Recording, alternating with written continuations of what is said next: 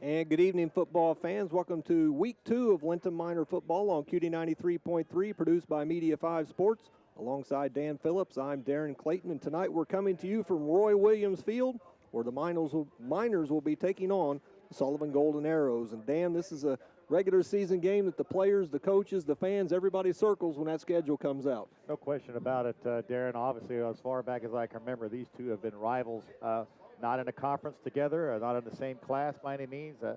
Sullivan kind of ruled the roost in the 80s a little bit, in the 90s, early 90s, and the Miners kind of took over the late 90s, have won 15 of the last 20 contests, and had won the last 4 contests before that memorable loss last year in the last second. So, yeah, this game is circled. Both teams come in tonight on high notes. Both teams want to see how they are, and it's going to really, it has a propensity of being a high-scoring affair. Absolutely. You mentioned both teams coming off of impressive wins last week. Linton defeating Speedway here at Roy Williams Field 35-19, while Sullivan hammered North Knox last week 62-12. And Dan, the two teams did it in very different ways back in Week 1 last week. The Miners did it on the ground, and the Arrows did it through the air. Yeah, we knew last year, this quarterback Powell could throw the ball. He's kind of a new kid last year, sophomore, his first time start. Now he's had a whole year under his belt. He lit things up last week. I think I had him from their stats. What was it? I tried to catch it. 459 total yards passing, 337 by Powell, 15 of 18, 6 touchdowns, and that was pretty much in the first half. On the other side of the coin, the Miners did it all with a rushing attack. 3 guys over 100 yards, as I was painfully reminded. Muir only got 92 yards, but so I think we're going to try to see the Miners run the ball, see if Sullivan can stop us. North Knox had some success running the ball up the middle. Sullivan obviously is going to be looking at throwing the ball, but they talk like they're very proud of their running game as well. So they're more of a spread, have multiple weapons, Miners multiple weapons. Defenses are going to be tested tonight. Yeah, and you mentioned that, and I think one of the keys last week for the Miner defense against Speedway, we saw them have a couple of big plays, especially the big pass play early in the game. And then after that, the Miners made adjustments, and they were able to get into the quarterback's face in the backfield, put a lot of pressure on him, and kind of slowed down Speedway a lot after that. So the key for the Miners tonight, once again, pressure on the quarterback, you think? I believe so, because they have so many weapons. As we look out there now, they're 4 wide. The guy out of the backfield, Trevor McGill, a speedster, can catch the ball. Like you said, their second play from scrimmage, they hit a 58-yard TD pass, and we thought, and hats off to the Trey Patson in his first varsity start back there. We got experience with Muir and Everhart Clothier, but I think the key to that was we started getting pressure. We started seeing Muir come up from the safety position and right at the center. He made a couple plays. Dylan Moore started getting in there, Avery Gentry. We're going to have to do that, but boy, if we don't get to him there, it's going to be tough to keep that big play away. Then looking at the offensive side of the ball, you mentioned the 3 running backs with the 100 yards. They aren't able to do that without the help of their linemen, and it seemed like as the game went on last week, the Miner line just continued to get better and better as the game went on. Yeah, I mean, the game plan was to run wide, make the big guys kind of chase us down, and they definitely ran out of gas. Those who weren't at the game or listened to it, they had sometimes 6, 7 guys on the sideline with cramps. Hats off to Ian, Dylan, Breyer, Caden, and Josh Graver. We'll get to them guys later, but we were undersized, and they don't, as Coach Oliver says, they don't have to do pancake blocks.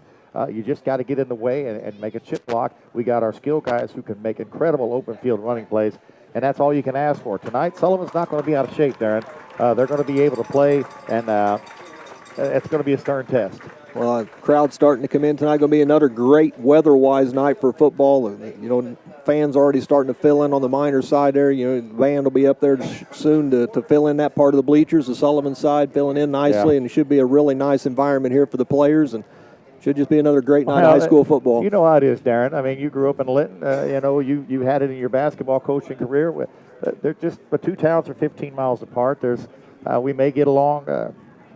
Some of us get along for the most part in the off season, but it's what you talk about for all year long, and in the years to come, because you work with these guys, you all hang out with each other as you get older. You remember these contests, especially as your senior year. Absolutely. Well, Dan had a chance to talk with both coaches before the game, so we'll take a 60-second break, come back with his interview with Coach Trent Olson of the Sullivan Golden Arrows. You're listening to Linton Miner Football on QD 93.3, produced by Media 5 Sports.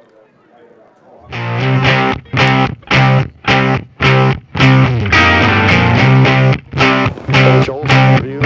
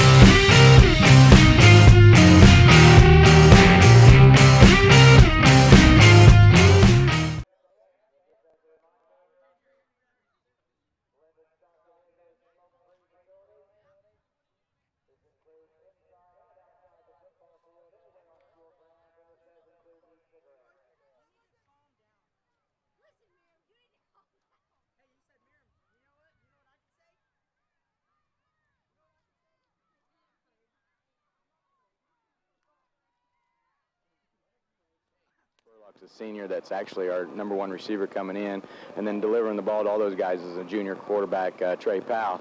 But, you know, that was a lot of passing game, but we feel like we're pretty strong in the running game. We just didn't feel like we had to use it last week. Kind of the nature of the North Knox defense, they kind of tried to man us up. So if we need to run the ball, we can always go to Trevor McGill if we need to. And Trevor, of course, a mighty speedy guy. You look like you had a couple of 2 or 3 other guys.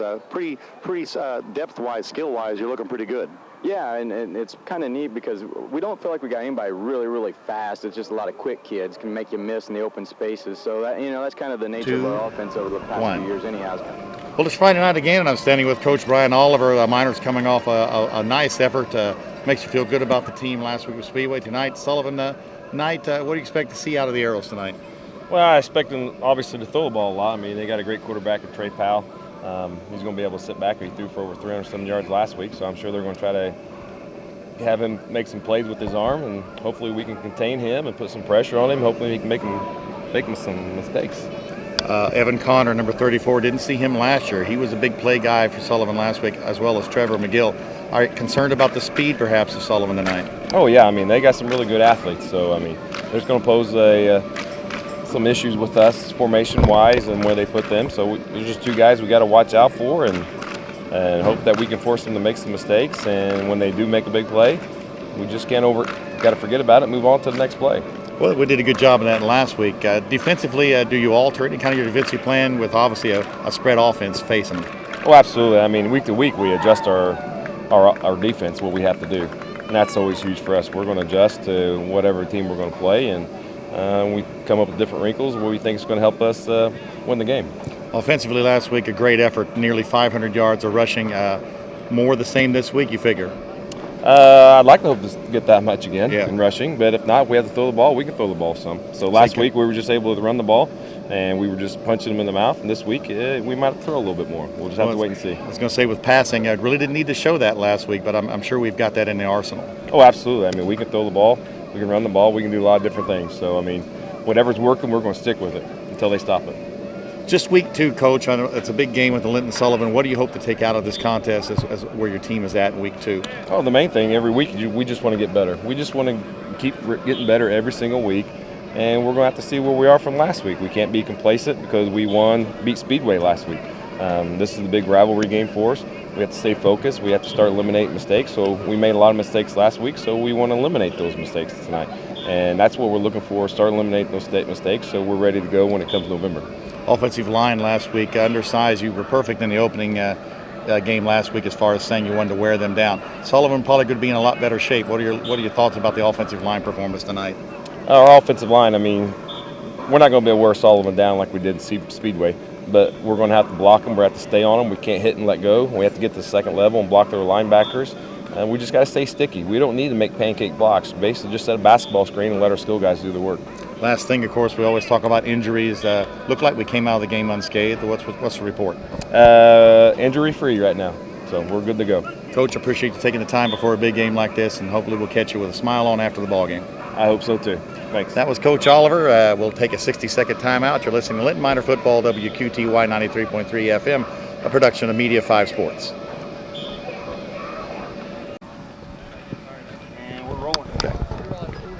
Coach Olson interview in 3, 2, 1. Friday night football again. I'm standing with Coach Trent Olson, the head coach at Sullivan High School. Survived coming over to Linton and doing an interview on another station last night. Coach, the Arrows looked pretty solid on both sides of the ball last week. Tell me about some of your key players for the 2015 team. Well, you know, last week we used Dakota Clayton and Evan Connor in the receiving corps, and they both ended up combining for 7 touchdowns. Yeah. And neither one of them was probably our #1 target going into that game. So that ought to tell you about some of the weapons we have. Luke Spurlock's a senior that's actually our #1 receiver coming in, and then delivering the ball to all those guys is a junior quarterback, Trey Powell.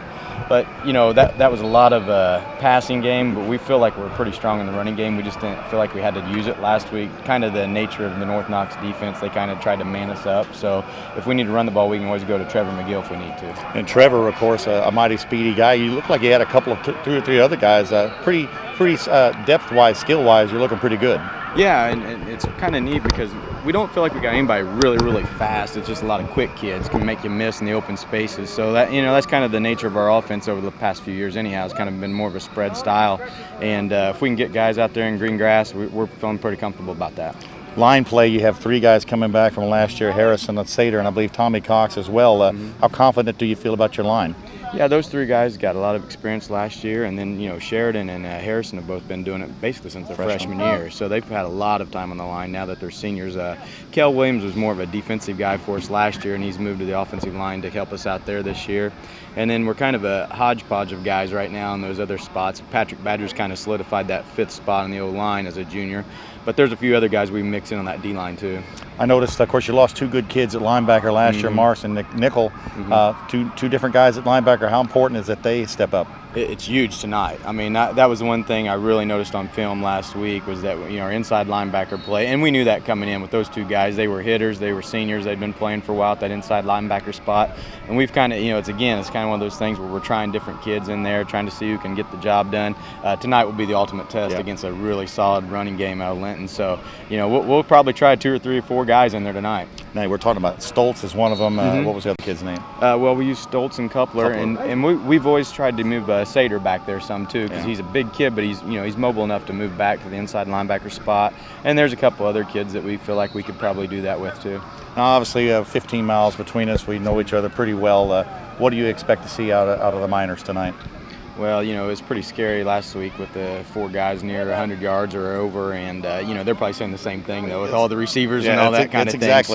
So it's just the nature of us being a passing team and them being a running team. But I think both teams are probably scared of the other's offenses going in. So it'll probably be just a matter of which defense really steps up to the challenge. What kind of when it's all said and done tonight, what do you really want other than a win? What are you looking for your team to come out of this game with?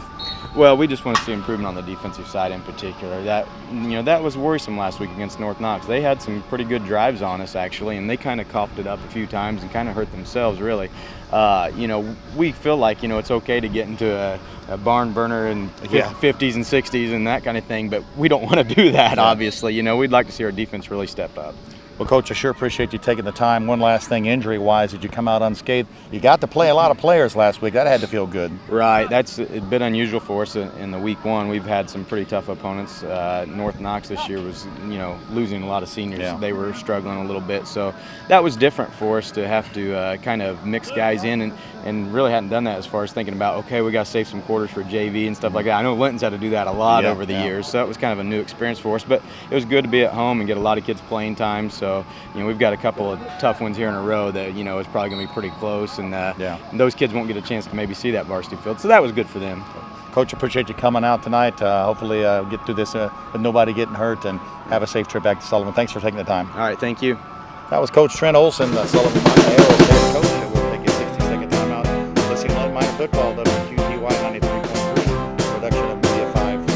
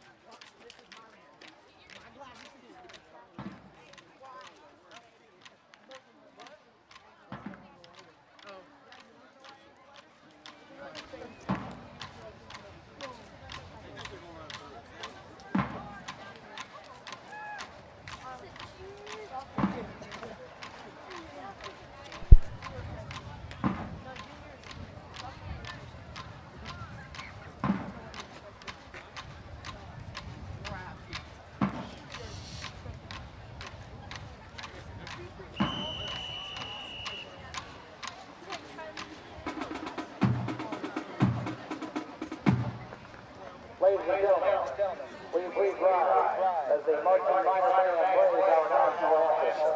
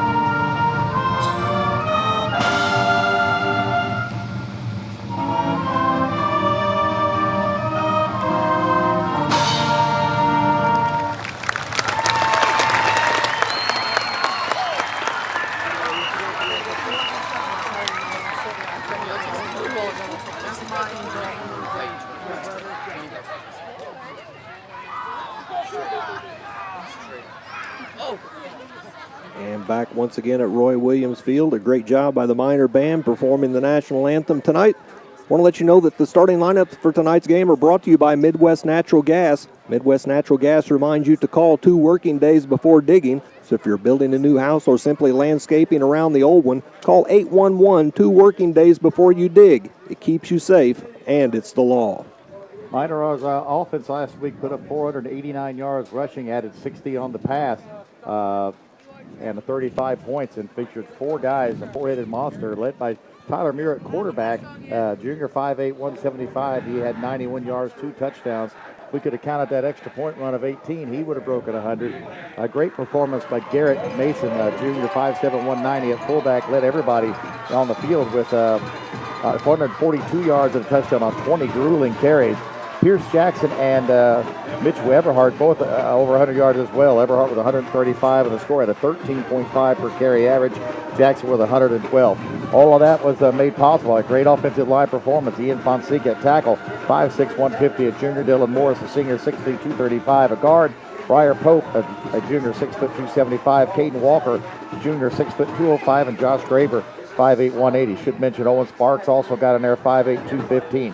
Zach Figley was the tight end. He didn't really catch much last week, but he did some nice blocking. Kendall Williams as well. The defensive side of things, great effort from Pierce Jackson last week. Over about 11 tackles, was everywhere for the Miners. Key play was that he tracked down Jones, had about the 8 that could have been a touchdown. He's an inside linebacker along with Avery Gentry, a 6', 190 junior. Linebackers on the outside, Kendall Williams and Chad Trent. Defensive ends are Garrett Mason, Zach Figley. Tackles, Owen Sparks and Dylan Morris at the defensive backfield last week. Trey Passon, Mitch Eberhardt, and Tyler Muir.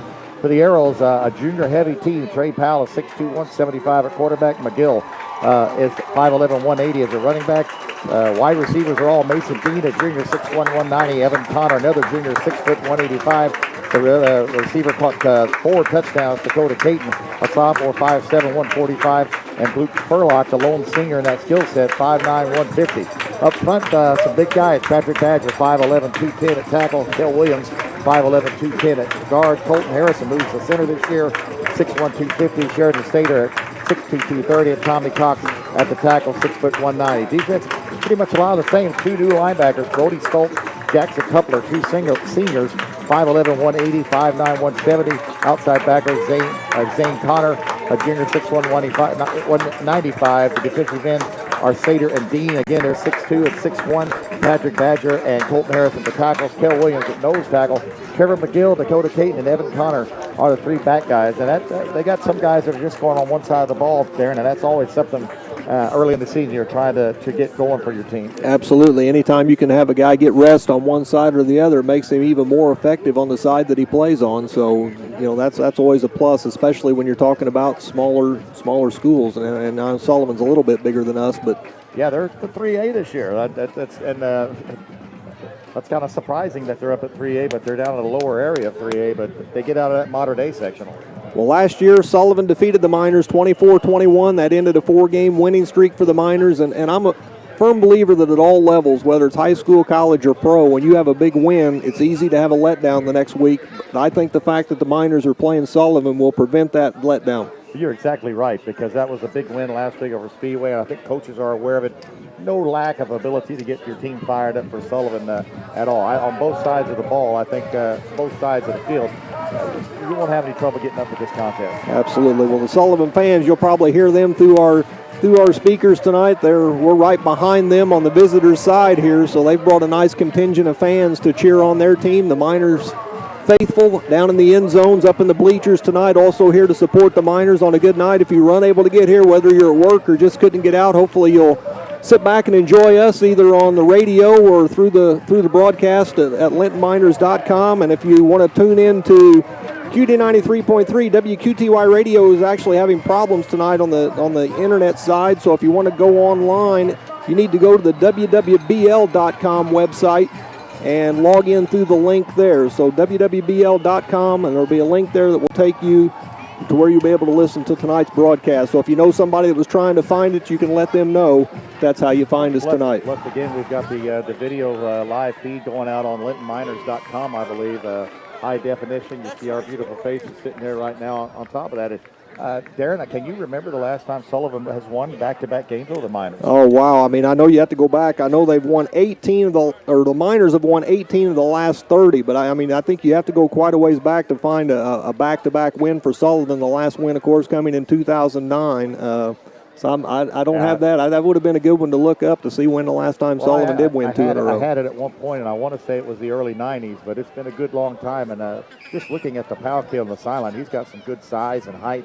And he made some big plays last year out of the pocket. Yeah, he definitely looks like an athlete. And boy, the guys that are sending out here to be captains also look like a nice sized line with Harrison and Sater and Kel Williams going out there. The Miners are represented by Braxton Lannon as well as Avery Gentry, Mitch Eberhart, and I can't see who the fourth is. Pierce Jackson will be the fourth. So we got the coin toss going on right now. Find out who gets the football. Refereeing crew tonight, I know a few of them. Wayne Patterson, Dr. Joe Calderazzo, Mike Beasy on the refereeing staff. Dr. Joe Calderazzo gets ready to say who wins the coin toss. It is won by Sullivan. They're going to receive the football. So the Arrows will get the football first and have an opportunity to strike. So the Miners will be kicking off here shortly. The kickoff for tonight's game is sponsored by Bobe's Swit City. Kick off your evening with the best pizza, sandwiches, and sides from Bobe's. You're just a phone call away, so you call right now, 659-BOBE. That's 659-2623, and Amy will have it ready when you get there. Bobe's Swit City, open at 4 p.m. every Wednesday through Sunday. So still plenty of time to do that, to call and get a pizza while you're listening to tonight's game here on QD 93.3. A couple of areas, Darren, to think about for the Miners. Sullivan had one penalty last week for 15 yards. That's pretty good in your first contest. Plus, they played a lot of reserve. Linton, on the other side of the coin, had several penalties that were costly, personal foul penalties, and that stopped several of our drives. The other thing, we put the ball on the ground 5 times. We lost only 2 of those. You can't have turnovers against Sullivan. Each of the last few years, we've had that one crazy turnover where they pick it up for a fumble and they run it back. So hopefully we've worked on that. Well, absolutely, and I think I can remember back several times when these two teams have met that it's come down to a turnover or just one big play that's made the difference. I mean, I can think all the way back to, it may have been close to your senior year, an opening kickoff return for a touchdown, and that was the only scoring of the ball game. That was JP had one, and I think they called that back. I was already graduated by then, Darren. Luke Wilson gets ready to kick off for the Miners. They'll go right to left, Sullivan left to right, and back deep to receive. Number 14, Luke Spurlock for the Arrows. Wilson did a nice job last week, 3-3 on PATs, and consistently kicked down about the 20-yard line. And he approaches the football, kicks in the air, comes over to the right side of the field, picked up there by Evan Connor, and they're going to say his knee was down when he caught it. Sullivan fans disagreeing right off the bat with the call there, but they're saying he was down when he caught the football, knee on the ground, and in high school, that puts you down. So Sullivan will take over 1st and 10 at the 21-yard line. Well, that's good because we were tested last week. Speedway had several big returns. In fact, a punt return for touchdown and another touchdown set up on a long kickoff return. Some speed we don't normally see, and right away they're going to run that split backfield, kind of surprising. Back at quarterback out of the shotgun, Trey Powell, joined by two backs, two wide receivers out wide to the left side. Now they switch sides with the backs. One back is Mason Dean. The other back is probably McGill. It is. Runner in motion. Handoff goes to McGill on the left side. Cuts it back up the middle. Going to pick up about 5 yards out to the 26. Just a straight handoff tackle there by Jackson Braid along with Garrett Mason, and he got about 5 yards on that. So 2nd and 5 for Sullivan. They quickly get to the line of scrimmage just like the Miners do. Look over to the sideline to get the play from Coach Powell. Now this time they go to a single back in the backfield. One receiver to the near side, Dakota Clayton, out on the far side. Another receiver out of the shotgun.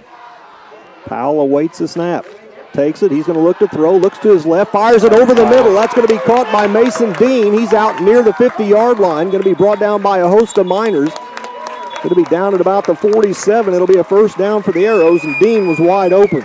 Yeah, they just got behind Avery Gentry on the other side. Avery probably looking for the run, and that almost like a tight end jump pass there, Darren, and he was wide open, and a big gain and a first down.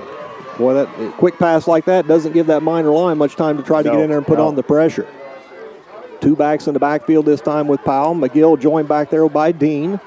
And Powell tries to draw the Miners off sides. They do jump, but they don't go into the neutral zone. Just very much like our offense of the old days where you look to the sideline for the coach to adjust the play. Powell waits for the snap out of the shotgun, takes it, hands it off up the middle. It's McGill again, cuts it to the left side, and he's going to be stopped right at midfield. Nice tackle there. Pierce Jackson, I believe, on the stop. Pierce from the inside backer does what he's supposed to. McGill looks like he's got some fancy feet back there to his left, able to dance around. Morris come in and also help put the last hit on him. Midfield, it'll be 2nd down and 7 for Sullivan. First series of the ball game just underway if you're just tuning in. Powell again tries to draw the Miners off. They look to the sideline once again for the play. All the players, the linemen are lined up in their stance. Got to be tough for them to stay down there like that while all the skill players look over to the sideline for the play. Now they're going to have to take a timeout. Or did they get a delay game? Now they're going to take the timeout. So couldn't get the play out to them in time. So on the Highcom Security Services scoreboard with 13-14 left here in the first quarter, no score. We'll take a 30-second break. This is a Media 5 sports production.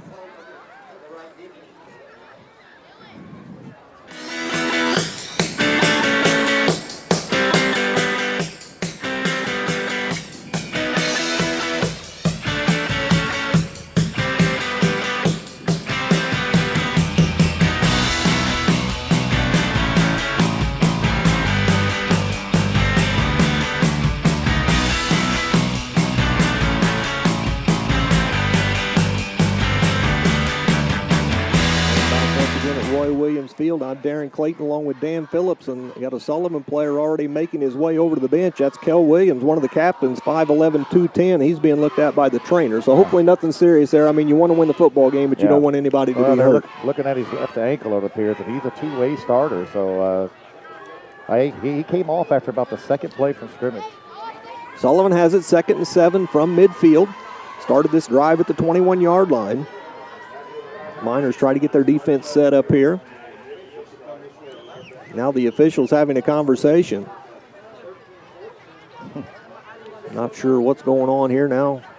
Oh, I think one of the toughest positions too, Darren, is just being that cornerback out on an island. And you've got Trey Patson out there against Dakota Clayton, who had, I think, 4 touchdowns, over 100 yards last week.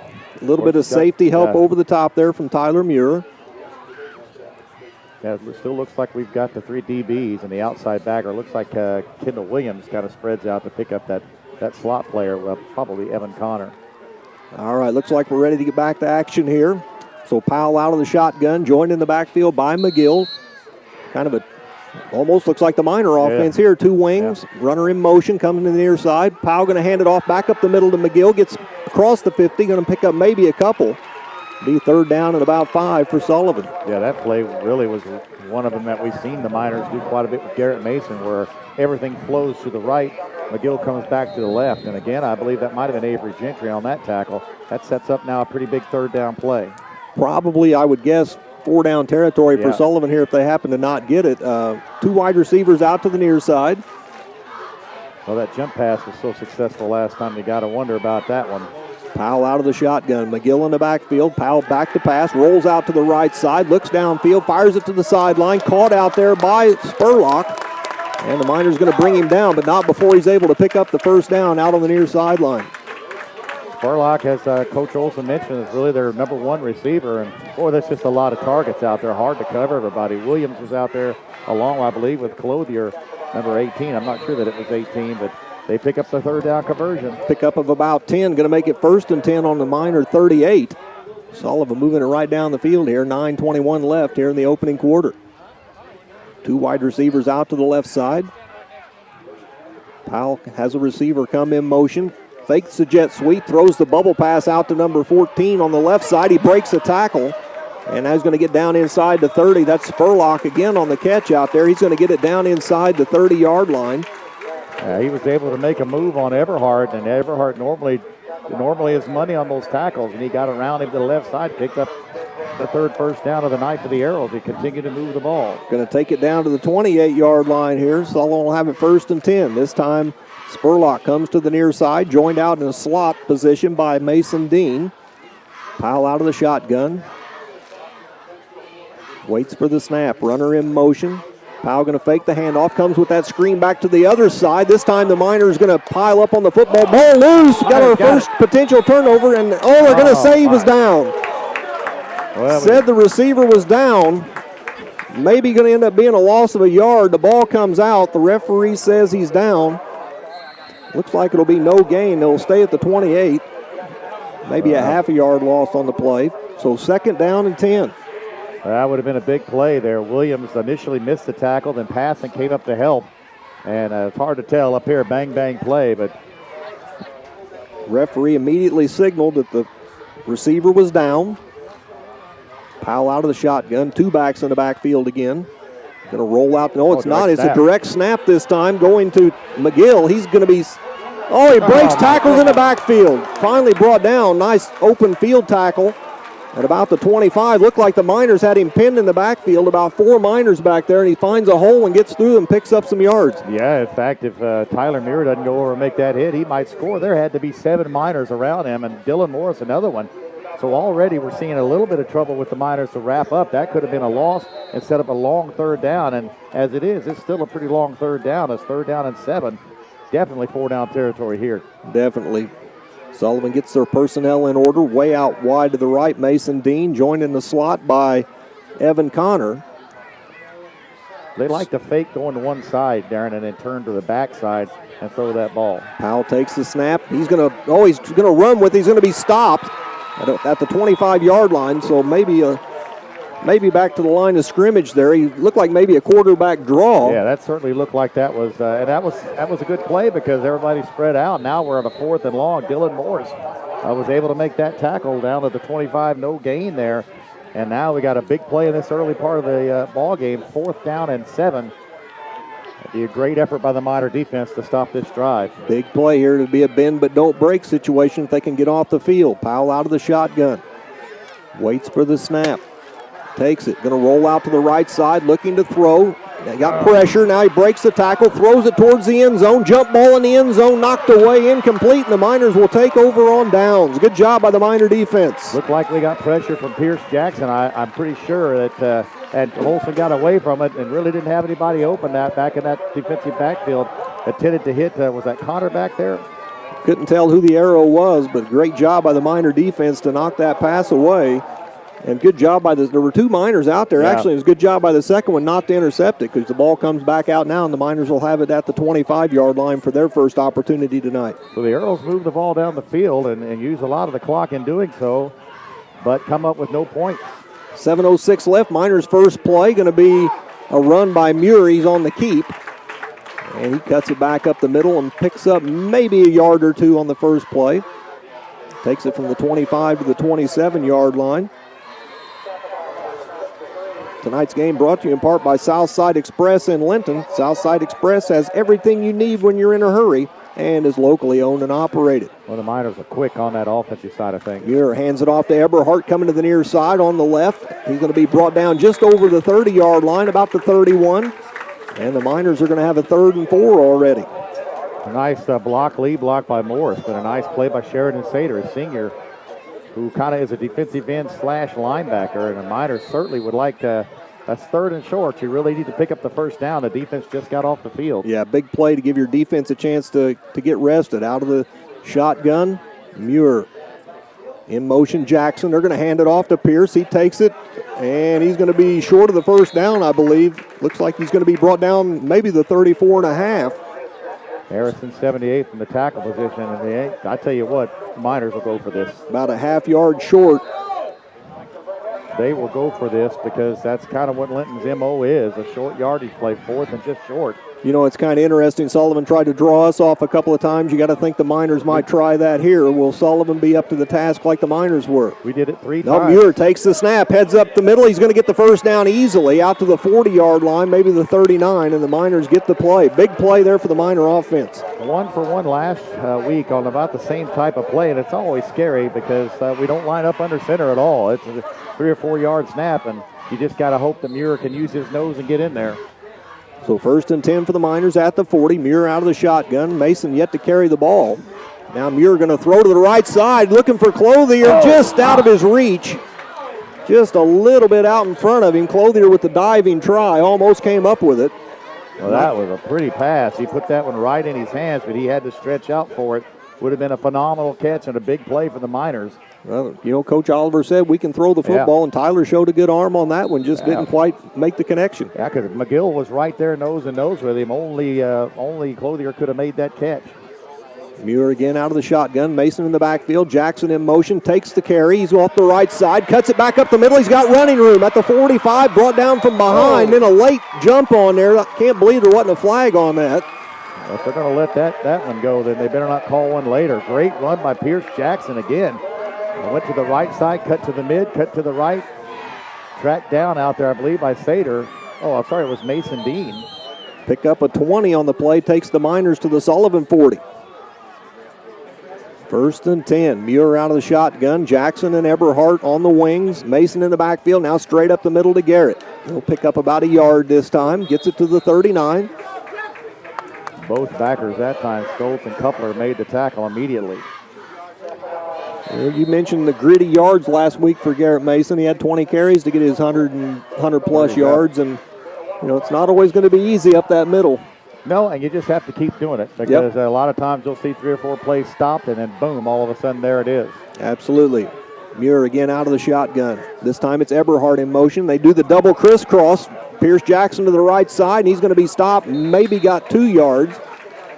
Sullivan a little bit more dedicated to that. Caught that play. Mason Dean makes the tackle. That usually fools some people. Only a pickup of 1 there. Going to make it 3rd down and 8 at the 38.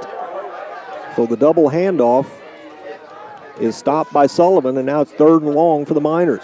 And we probably are in 4-down territory, although you could play field position and try to pin them in there deep in their own area.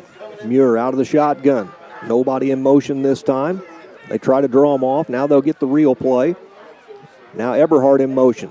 He's going to get the handoff, cuts it up the middle, has some running room. He's broke free, comes to the left side, going to be brought down inside the 10-yard line. Nice run by Eberhardt, cutting it back out to the left side. And a Miner 1st down and goal inside the 10. Right at the 9-yard line, and he just, it's kind of a nice thing that Mitch does. He doesn't go full speed. It seems like he reads what's happening, then he pours it on. Clayton saves the touchdown, and the Miners comfortably in the red zone now would love to score on their first possession. Out wide right, Clothier.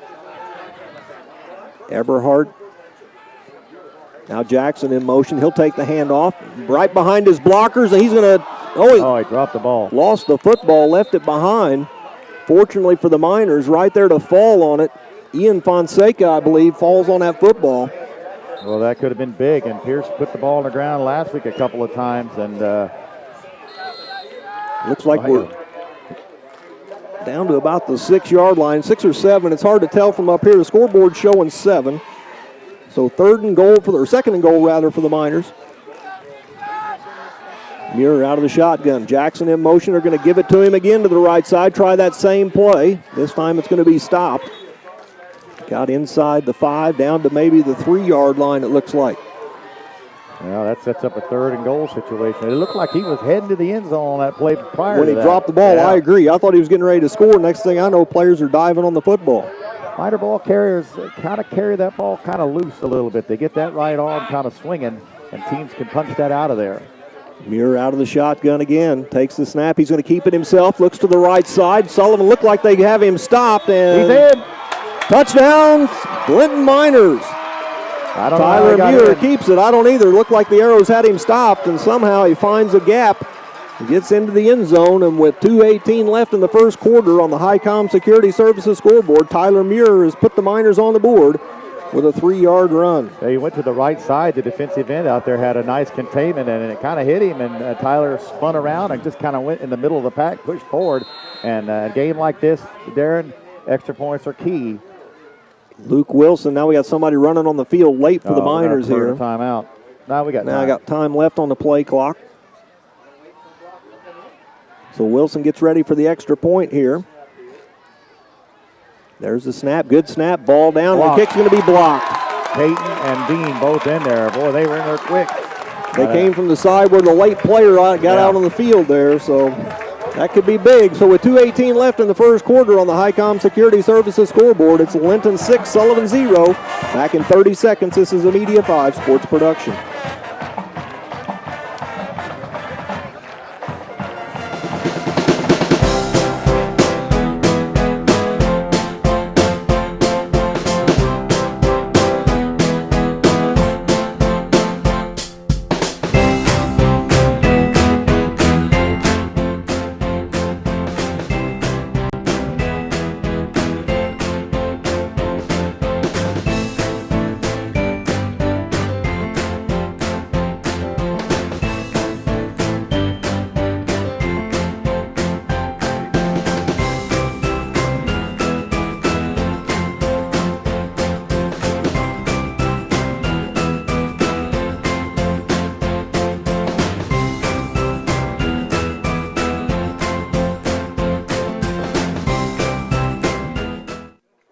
He stands at about the 13-yard line.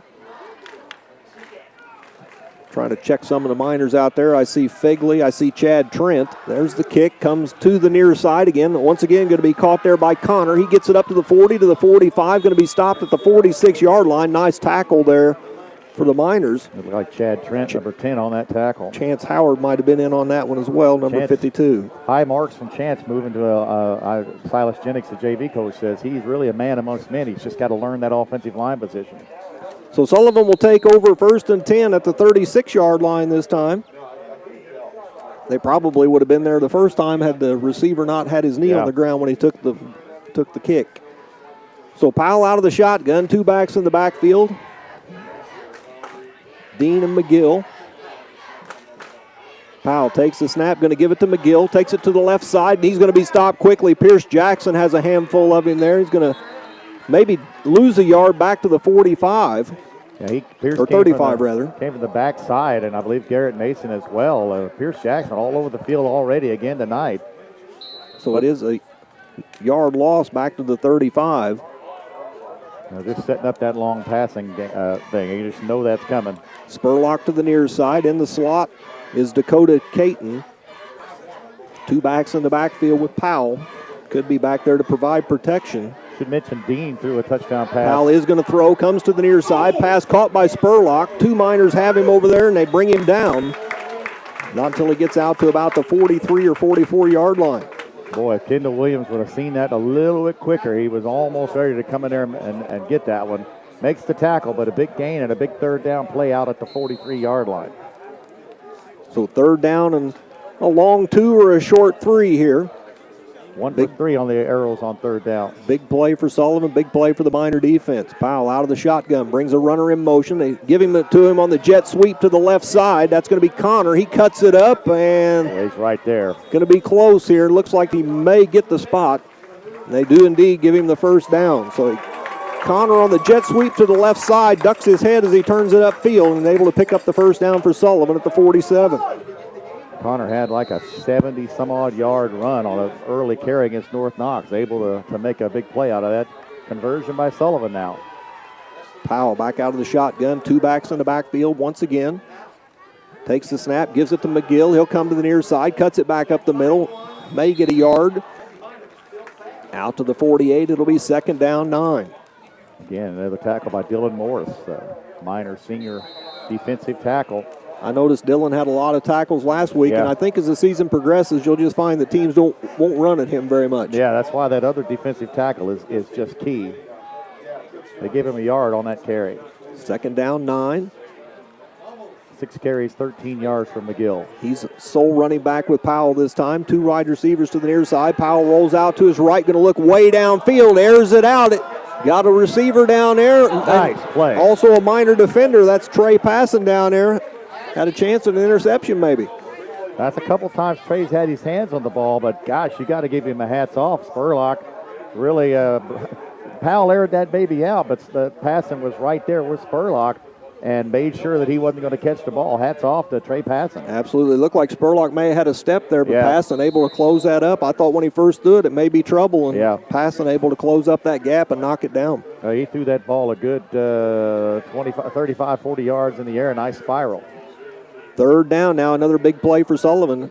3rd and 9. Powell takes it. This time he's going to roll out to the left side. Stops, throws, and knocked away by Muir. The pass attempt was to Evan Connor. So that'll bring up 4th and 9 now.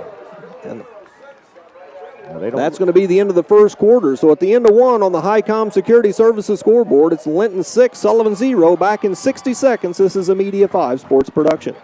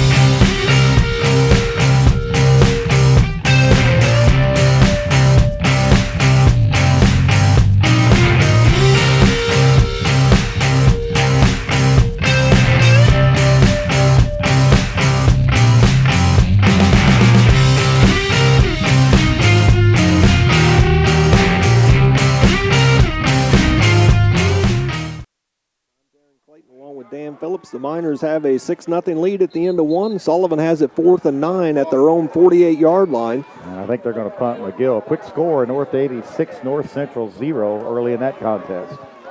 So McGill going to drop back into punt formation. Jackson will fall back to receive for the Miners. Going to have to watch McGill, though. You never know. We say that about on every punt situation.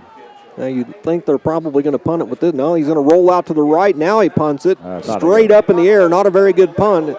That's probably going to be only about a 12-yard punt. They may wish they'd have gone for it. That's that rugby style kick where a lot of guys are doing that now. Tonight's game brought to you in part by Midwest Satellite. If you're looking to reduce your TV bill, call Mike Moore at Midwest Satellite in Linton to sign up for Dish Network. Packages start as low as $19.99 a month and includes free installation, free movie channels, and a free Hopper HD whole home DVR system.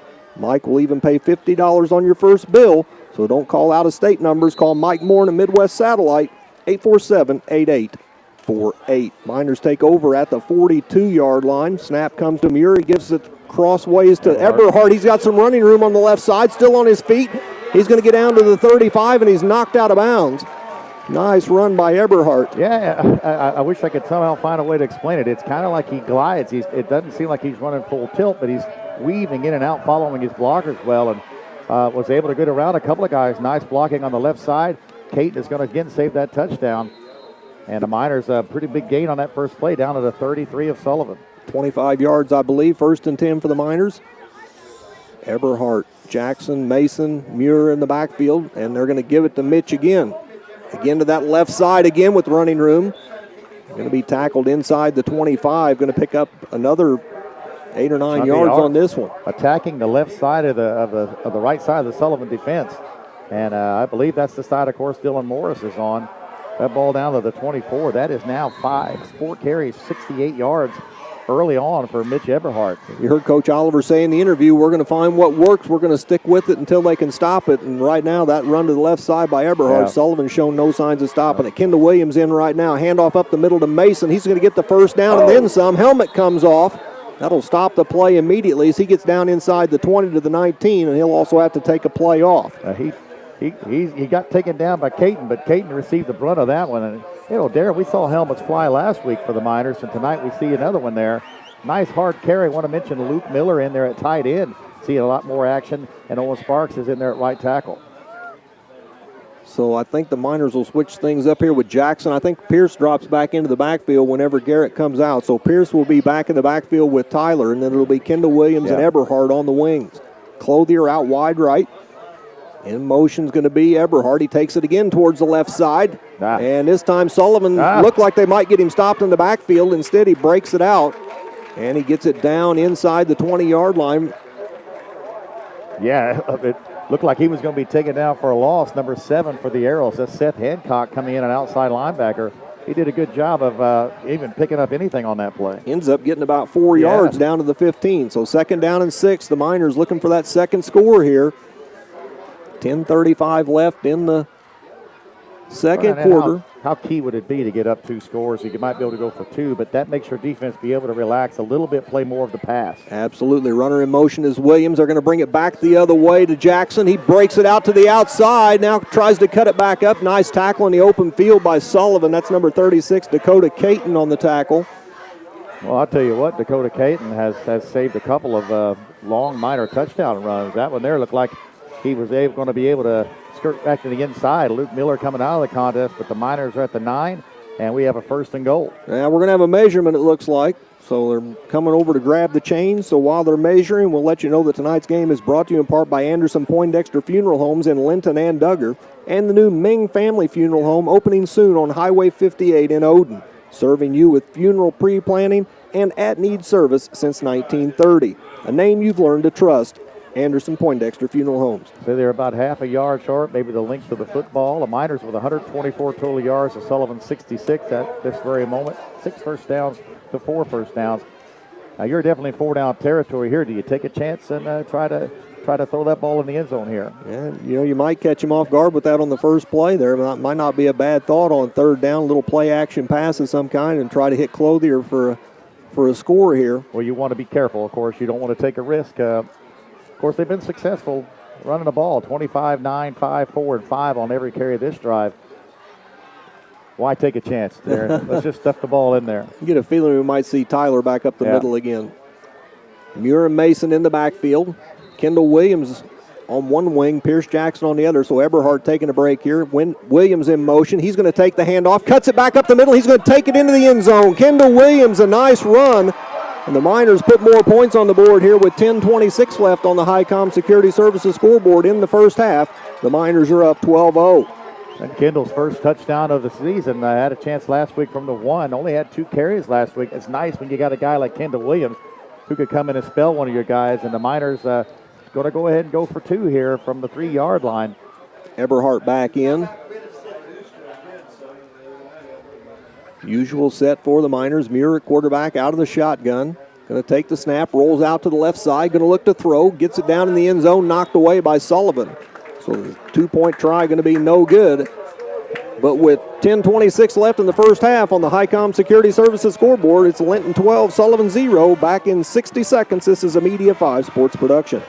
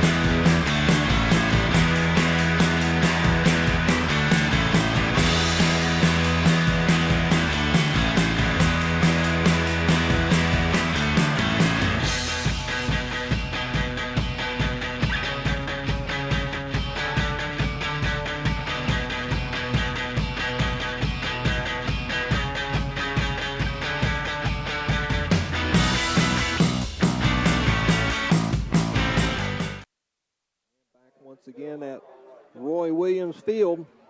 10:26 left in the first half, and the Miners on top 12-0, and things have gone pretty well so far for the Miners. You can't ask for a better start other than perhaps the extra points would be nice to have in our pocket, but it's going to allow your defense now to kind of play a little bit soft for that pass because you're up 2 scores.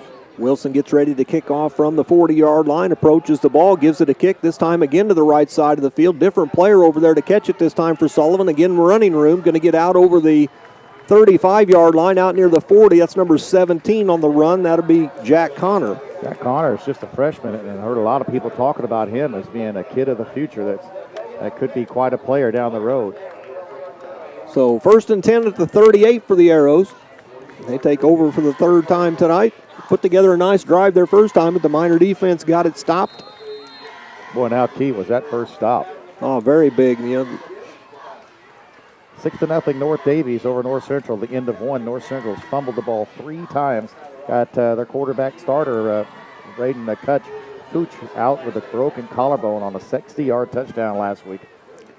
Powell out of the shotgun, joined by McGill. 2 wide receivers to the near side, 1 in motion. Fakes a jet sweep, give it to McGill, and all kinds of Miners right there, and they do get him down. Pierce Jackson, again, support from Avery Gentry, but Pierce just able to rally men. Boy, what an addition Pierce. He played free safety last year. Coming up with that inside backer, they moved Everhart to cornerback, and Pierce just has a nose for the ball. They're going to give him back to the line of scrimmage, it looks like, so it'll be 2nd down and 10. Powell again out of the shotgun. McGill joins him. 2 wide receivers to the near side, 2 to the right. So spread out this time. He's going to drop back, look to throw, looks to the right side, fires the pass, and it's going to be out in front of the receiver and short. Intended out there for Dakota Clayton. And it's going to be 3rd and 10 for Sullivan, and another big play for the Miner defense. Yeah, he's 5 of 9 for 49 yards is Powell, and that one was just a little bit in front of Clayton. Looked like he was open. Trey Passon was right there to make the stick. If he makes the catch, maybe knock the ball loose. And boy, for Sullivan, here's a big thing on the 3rd down. They don't want to turn it right back over. Powell out of the shotgun. McGill the only back. Looks to throw. Looks to the right. Now back to the left. Going to tuck it up. Goes to the right side. He's going to be brought down. Chance Howard, number 52. We talked about him in the pregame. A sophomore, 6'1", 175, is going to make the play. So back to the 36-yard line. A 2-yard sack on the play for the Miners. Do want to mention real quickly, we talked about this earlier, Kel Williams, the senior lineman for Sullivan, is on the sideline in crutches with his left ankle wrapped, so that's very unfortunate for the Arrows. 2-way starter, a senior, a defensive captain, and that's going to be a loss right off the bat for the Arrows. So Sullivan going to have to punt the football. McGill is the punter. This time a normal punt, way high in the air. Jackson looks. He's going to field it at the 31. He fumbles it, ball loose. Jackson picks it up back at about the 25, takes it towards the left side. Has some running room now. Cuts it back up at the 40. Now he's brought down at about the 42. So Pierce Jackson, the ball bounces off of him at the 31. He runs it back at the 25, goes all the way across the field, and ends up out at the 42. A little bit of Hollywood action there. A little scary, that ball hitting the ground down here. When it's that high, it's awfully hard to concentrate to get that in, and he made something out of nothing, gives the Miners good field position out of the 42. We talked about last week how tough a job it was, and that punt way up in the air, and Pierce kept looking at the players, looking back at the ball, looking at the players, looking back at the ball, and fortunately he was able to get back on it after he dropped it. Normal setup here for the Miners. Muir out of the shotgun. Eberhart Jackson on the wings. Mason in the backfield. Eberhart in motion. This time they're going to throw. Muir over the middle. Finds Jackson. He's got some running room as he comes to the right side. Now there's about 4 Arrows. He hesitates, gets it down to the 25, and he's brought down at about the 24.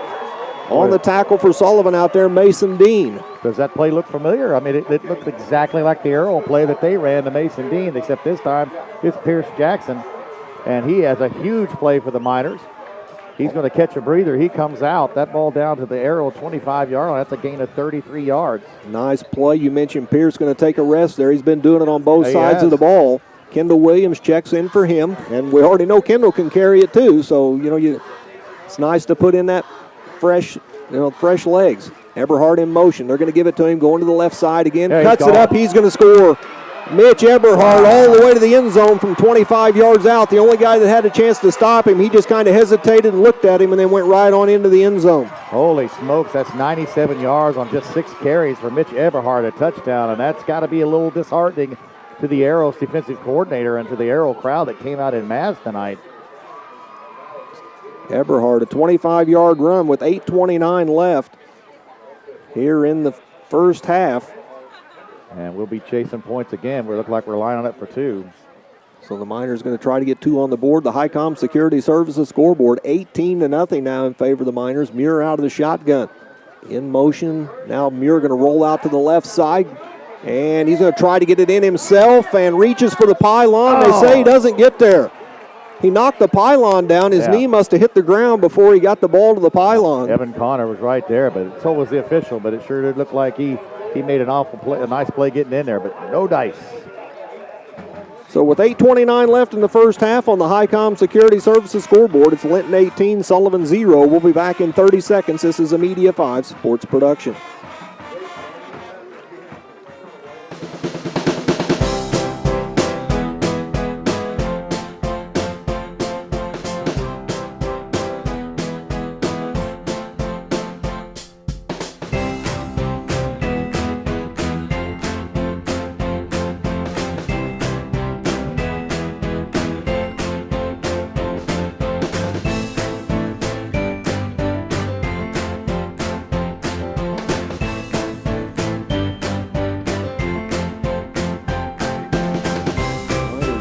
Here 18-0, still 8 minutes and 29 seconds left in the first half, and you mentioned when we went off the air there got to be a little disheartening for the Arrows. That's 191 total yards for the Miners, a little bit better on the passing side of things. Linton now with 158 on the rush and 33 on the pass. Tonight's game brought to you in part by Asphalt Doctor in Bloomfield. For all your paving, seal coating, striping, and repairs, call the Asphalt Doctor for a free estimate, 327-4446. Luke Wilson gets ready to kick off once again for the Miners. And back deep, somebody different this time for Sullivan, I believe. Is that Spurlock? And they're going to kick it short again. Going to be taken there by the same guy as last time, I believe. He's going to get it out to the 32 or 33-yard line. So once again, Jack Connor, the 6 foot 160 freshman, on the return. They must think he can do, or maybe it's the other side of the ball, but you see what we're doing there. We're kicking the ball the same spot every time. Ball gets out to the Sullivan 33, and the Arrows, they really need to do something offensively to stop this Miner offensive running attack. Yeah, they need to sustain a drive like they did earlier if they want any chance of getting back in this, because the 3 and out here could really be a disaster and really be helpful for the Miners. Yeah. Powell takes the snap, going to give it off to McGill up the middle, out to the right side. And loses the football. It's still loose. And we'll see who comes up with it over there. Sullivan going to get it back out to the 41-yard line. Evan Connor's going to recover that. It was a nice stick by Miner linebacker Gentry, 31. That's the most room we've seen run for McGill, who now has 21 yards on 8 carries, and that sets up just a second and short. 2nd and 2. Here's a good place to fake that to McGill, so the Miner defense needs to be awake. Powell going to take the snap, does give it to McGill, looks to the right, stop there. Now he's going to be brought down for a loss. Nice play. Back to about the 39-yard line, so 2 yards back. It'll bring up 3rd down and 4. He dodged a couple of guys, the Miners, the swerviness of McGill, but nice. That time Chad Trent came in from the outside backer. Quick score. Eastern Green is on top of North Knox. I believe it was 13-6. Eastern Green got their first season opening win last week. Of course, they played Linton every year for their opener, so a little different for them. Powell out of the shotgun, 2 backs. They stay back to protect him, and just a bad throw that time. Looked like the ball slipped out of Powell's hand. Trying to get it out there to Evan Connor, I think. So now it'll be 4th down, and Sullivan going to be forced to punt again. They can't afford to go down. I mean, 18 is not the end of the world, Darren. That's 2 touchdowns, a couple of 2-point conversions, and they're right back in this contest. And in these games, anything happens at this time. And the thing is, their defense is yet to stop the Miners. They've scored every time we've had the football, all 3 possessions. So McGill back to punt, takes the snap, and another high punt. Jackson back. This time he'll field it at the 25-yard line, looks for somewhere to go, takes it to the left side, and is going to be brought down by several Arrows over there at about the 30. Stoltz 20 was the first one there, but there were a whole host, and Pierce loses his helmet again. I think that's about the 4th time that he's done that. Does get out to the 30-yard line, and now the Miners with 6:59, Darren, and a 3-touchdown lead in the first half. Got to be a little surprising to some people. Absolutely, and if they can put a good drive together here and score, and then we're going to get the football to start the second half as well. So Jackson with that helmet coming off, he'll have to take a play off, so that should put Williams and Eberhardt at the wings, Mason in the backfield along with Muir. Tyler out of the shotgun, or Clothier rather, out wide to the left. In motion is Williams. Handoff up the middle to Mason. Comes to the right side, going to be brought down. Maybe got a yard on the play out to the 31. They'll bring up 2nd down and 9. Big Sheridan Sater, number 74. He's a big boy for the Arrows. 6'2", 230. Made a nice stick on Garrett Mason. Another big boy coming off the field there, Colton Harrison, 6'1", 250. He's going to take a quick breather. I've seen him come in and out. They are alternate number 50 out there, which is Tommy Cox. Ewer looks to throw left side. Clothier open, makes the catch. He's across midfield down to about the 46-yard line. Nice catch by Clothier over on the left sideline. And that's 2 really pretty passes that Muir has thrown to Clothier. You know, Jacob has really good hands, and he showed it right there. That was a nice catch. Wasn't easy. Had to kind of go up and get that ball. Yeah, the defender was Connor, number 82 that time. There's multiple Connors on this team. 23-yard pickup. This time it's Eberhardt going to the left again. That play the Miners have really had success with. He gets it down inside the 40 to the 39 and pick up a 7 more. Hancock on the tackle, and really Mitch just kind of waits for those lead blockers to get there, and then you see him kind of give a goose step and try to just jolt through there. But that's about an 8-yard carry down to the Arrow 39-yard line. You're right. He just does a great job. It's almost like he puts his hand on the back of that blocker and says, I'm going to follow you wherever you take me, and we'll get some yards out of it. Which is what they teach him to do. Mason in the backfield with Muir. Clothier this time to the near side. Snap, handoff Mason going to the left side. They try him over there this time. He plows ahead. And out in front there, Dylan Morris was still blocking about 10 yards out ahead of the play there. As Mason's brought down for another Miner first down. He gets it inside the 35 down to about the 32-yard line. Mason is a bull rusher, and he will wear you down. And like you say, I saw the film last week. Dylan Morris is all over the field. Defensively, he might make the tackle 20, 25 yards down. Well, I'll say this. Dylan's a good football player and a good kid, too. Around the school, and he's such a good kid on top of it.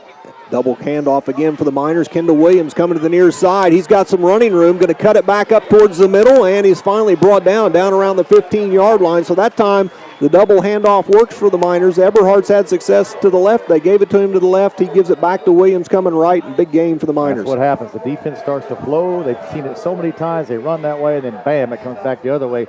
Nice blocking by Clothier, 18 out front, leading that way. Miners in the red zone again at the Arrow, 15 yards. Williams now 2 carries, 27 yards. The Miners, 191 total yards of running the ball tonight.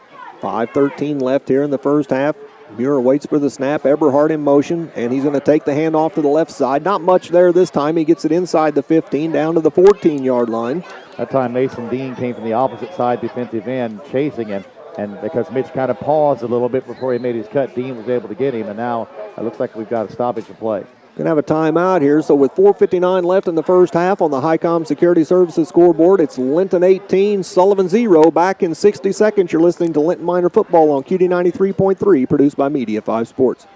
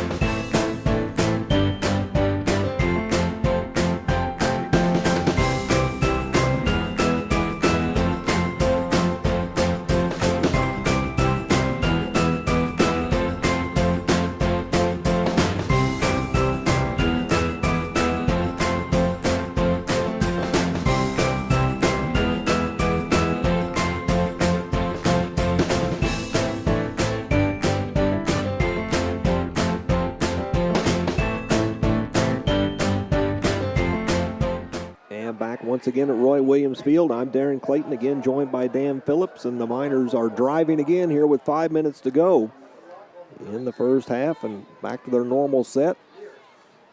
And the snap going to come to, Chad Trent looks like he's in at quarterback. He gives it to Mason straight up the middle, and another big game for Garrett. Find a little bit more room now on that inside, Darren, because the outside game is getting successful. 3 people brought him down, but boy, if he starts getting it going on the inside, it's going to be a long night for the Arrows. Looks like it's down to the 6. It'll be 3rd and 1, so the Miners do change it up at quarterback. It's Chad Trent. Tyler Muir, I see him over on the far sideline, got his helmet off. He is standing up, not being attended to by anybody, so just a change of pace here for the Miners with Trent back out there. He's joined by Mason, Pierce Jackson out to the right, Eberhardt on the wing, and Trent dropped the snap, I believe. That ball hit the ground, so the ball hits the ground. Trent able to get back to about the 8-yard line, so the Miners going to lose a couple of yards here, and it'll set up 4th down and 2. Well, you don't want to take anything for granted there, and it doesn't look like Muir is going to come in. He appears to be fine, but his helmet is off. And here's an opportunity that the Miners had. They were down at the 6-yard line. Now they're back to the 7, as they call it, on a 4th down and goal. So Trent joined by Mason in the backfield. Eberhardt and Pierce Jackson both to the right side. So a little bit of a different set with Trent in at quarterback. They're going to try to draw them off sides. They can't do it. The Miners are going to have to take a timeout this time. So with 3:43 left in the first half on the Highcom Security Services scoreboard, it's still Linton 18, Sullivan 0. Back in 30 seconds. This is a Media 5 Sports production.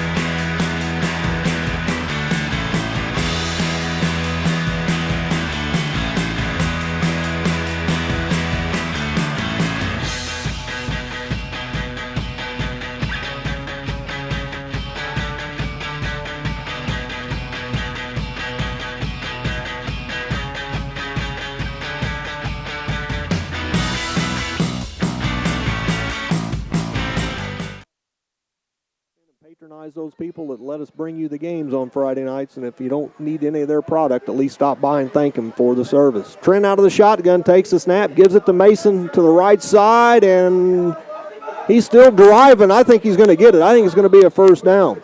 Now a late flag comes in.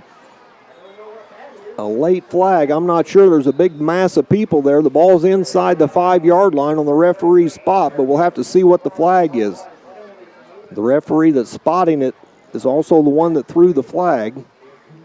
Well, everybody was pushing, shoving, and hitting and all that kind of stuff, so we got to watch out for the personal foul when you get to this point. Could be a mutual. And we're going to get pushing the pile on the Miners. Oh, you got to be kidding me. Wow.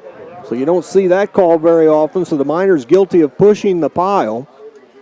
I think that run should have been good enough for a 1st down if it got inside the 5-yard line, so we'll see how that penalty gets marked off.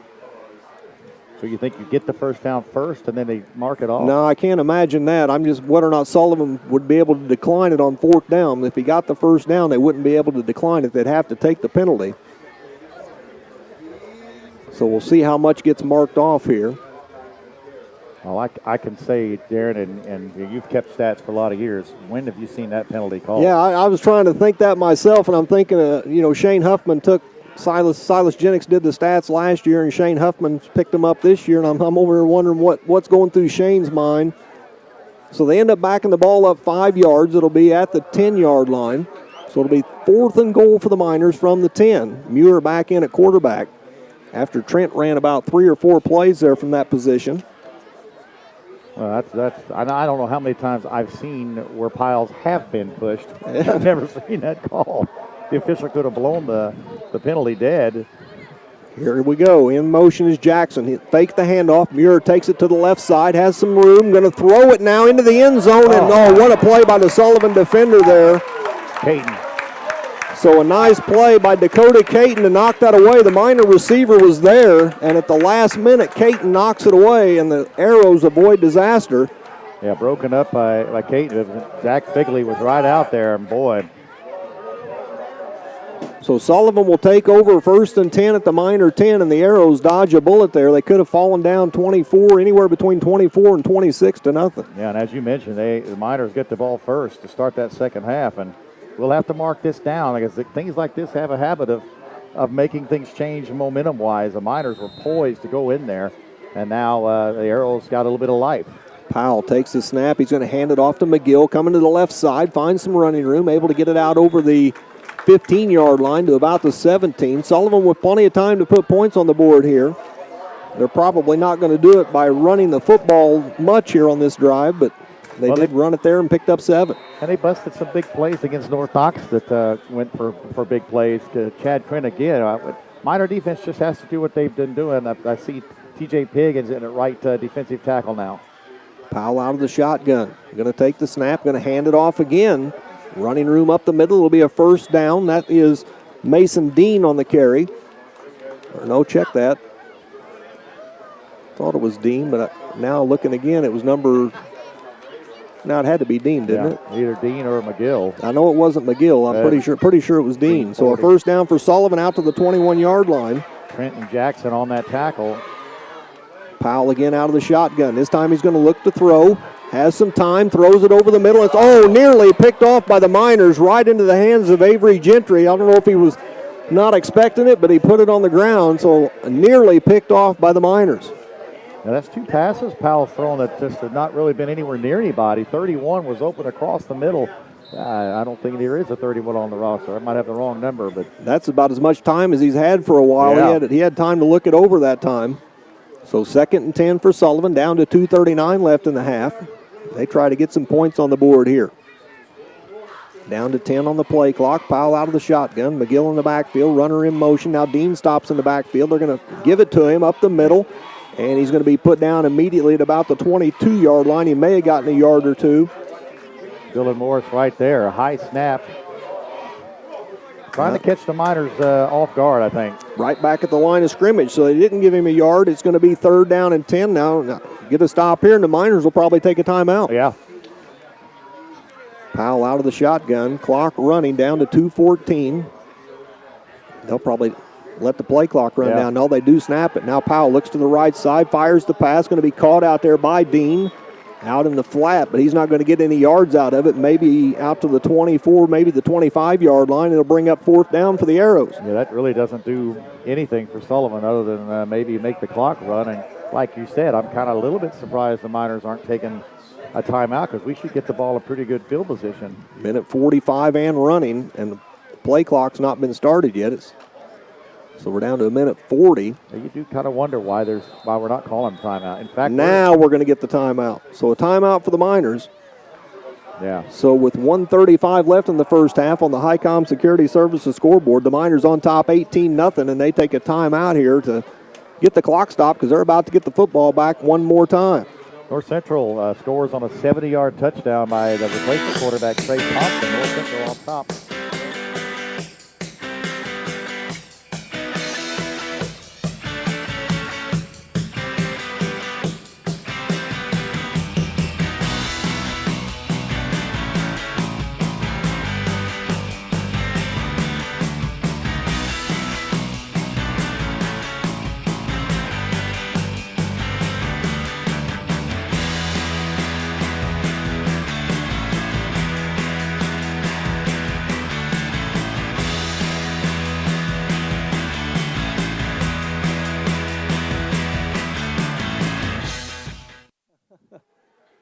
So Sullivan, 4th down here. McGill going to go back into punt formation again, and I can't imagine he's going to do anything other than punt here with 1:35 to go. You wouldn't think they'd be risky and take a chance of the Miners getting the ball. They dodged one bullet. Linton didn't get inside the 5-yard line. Snap to McGill. He's been punting them really high. This one not quite as high as the others. Comes to the near sideline. Going to take a bounce and fielded there at about the 40 by J.C. Wallace of Sullivan. So the Miners going to take over 1st and 10 at the 40-yard line. They've got 1:28 to try to go 60 yards. Get some points on the board here. And it's very doable. I don't know that we'll try to hit the long bomb. You don't want to make any kind of mistake where you're giving Sullivan a short field, but play it safe. Boy, the Miner defense tonight passing, they've only given up 54 yards on that passing. This is a kid who threw for over 300 in the first half last week. Yeah, it's been a really good effort again by the Miner defense so far. And now we'll see if the offense can get some more points on the board. They come from the sideline here out to the ball, led by Briar Pope, the center. Owen Sparks in now on the offensive line for the Miners. You got Morris, you got Fonseca, you got Caden Walker as well. In motion is Eberhardt to the left side. He takes the handoff, nearly tripped up in the backfield. Now he is going to be brought down. Might have got back to the line of scrimmage. Yeah, Mason Dean, 40, is now getting real quick from that opposite side defensive end, coming from the behind. He's kind of learned now he can catch up. So Mitch, coaches are probably going to tell Mitch, you got to give it a little bit more speed when you're going in that line. Down to 1:06, 2nd and 10 for the Miners. And Muir takes the snap, going to look to throw, rolls out to the left side, has a receiver well down the field. He's open, Clothier down there, and the ball's going to be knocked away at the last second by Sullivan. That is number 82, Zane Connor, knocking that ball away. So Clothier was out there, but a nice job by Connor. It sure was, and that was another pretty pass by Muir. So nice tight spiral, a good 40 yards in the air. Just a personal great play by Connor. I think Tyler's shown tonight he can throw the football. I mean, I think a lot of people wondered that last week. Are the Miners going to be able to throw? Yeah. You know, we took Trent out of the quarterback position from last year. Tyler's going to be in there running, but I think he's shown that he can throw the football. I feel a lot more confident watching him air it out. Eberhardt in motion. They come back the other way. Nice block out there. Opens it up for Jackson. He gets it out over the 50-yard line. Still in bounds, and now goes out of bounds. Good job getting out to stop the clock. At about the 48, 47-yard line of the Arrows. So a first down for the Miners and a smart play by Pierce Jackson. Yeah, and that crunching you heard by me was the aforementioned Mason Dean coming across the line, and Dylan Morris just pulling from the guard position made a crushing block that freed Jackson. Muir out of the shotgun. Jackson now 47 yards on 7 carries. Rolls out to the left, has Clothier, instead goes over the middle, and it's going to be out in front of Jackson too much. Figley may have been open on that too, so Miners look like they might have had some open receivers that time. Incomplete instead, down the field trying to hit Jackson. 2 for 6 for 55 yards. But it's nice to see the Miners showing that the air attack is not just dormant. There are guys open and nice. Good throws. Yeah. I mean, The thing is that Tyler, when he rolls out, has the option of tucking that ball and making a big play. 2nd and 10 at the 47 of Sullivan. In motion is Jackson. He's going to take the handoff. This time he gives it back to Eberhardt going to the left. A lot of running room with blockers out in front. Nice tackle. Boy, oh boy, 82 for the Arrows. That's Zane Connor. Otherwise, Eberhardt goes all the way to the end zone on that one. Yeah, in fact, we had 3 blockers in front of Mitch, and somehow Connor is able to make the tackle. We need to make the stick down the field, but a big play down to the Sullivan 25-yard line. Mitch now, Darren, 128 yards. Out to the right side, rolling out is Muir all the way over to the sideline. He needs to get out of bounds. Instead, he tucks it up. He's going to be tackled in the field of play. It'll be another first down, but the clock's down to 22 seconds. Well, they stop it after the first down, but they'll stop it till the chains get set. The Miners hurry up to the line of scrimmage. They're down to the 10-yard line. Chance to put some more points on the board here before the end of the half and then get the second half kickoff. Well, this would be big after stalling in the red Eberhardt to the left side, out behind the block and down inside the 5. Nice blocking out front that time. I believe that was Caden Walker leading the way for Eberhardt. And the Miners going to use the timeout here. The ball down to about looks like the 2 or 3 yard line. We'll call it the 2. Mason Dean, he seems to be everywhere for the Arrows. He drags him down from behind, but boy, the Miners counted a 3-yard line just like last week. Just boom, boom, boom, quick up to the line, quick run it. It has to wear down even the most in-shape team. Yeah, absolutely. Down to 11 seconds on the clock. 3rd down and 2. And, you know, I don't know, was that the Miners? I don't keep track of timeouts, so I'm not sure if we still have another one left or not. I didn't, but I can tell you this. That's 15 Miner first downs to 5 for Sullivan. That's 313 total offense for the Miners in the first half to 85 for the Arrows. Pretty impressive. I mean, I didn't think there was any way to be that lopsided coming into tonight. You know, Sullivan both offensively and defensively. I felt that we were going to be able to run a little bit because North Knox had some success, but I didn't dream that we'd put up 313 yards in this first half. And I, at the same time, didn't dream that defense would look as good as they have, too. Absolutely. Well, here we go. The Miners break huddle. Clothier are going to go out to the far sideline. It's Mason in the backfield along with Muir. The wings are Eberhard and Jackson. 11 seconds. They're either going to have one or two plays here, depending on, you know, it's just second down. I was thinking it was third. It's just second down. And Muir's going to keep it right up the middle and score untouched. Nobody even puts a finger on him. So Tyler Muir up the middle with 9 seconds left. And the Miners go on top 24-0 on another touchdown run by Tyler Muir, his second of the night. And that might be the backbreaker, Darren. I mean, it is halftime, but they made the stop on that last series, and looks like we're going to go for two again. Luke Wilson, he's still been kicking off, so in motion, Eberhard, he's going to take it to the left side again, breaks a tackle, cuts it back up, and an extra point this time is going to be good. So Eberhard adds two more to it. And with 9 seconds left in the first half on the Highcom Security Services scoreboard, the Miners go on top 26-0. We'll go ahead and take another 30-second break. You're listening to Linton Miner Football on QD 93.3, produced by Media 5 Sports.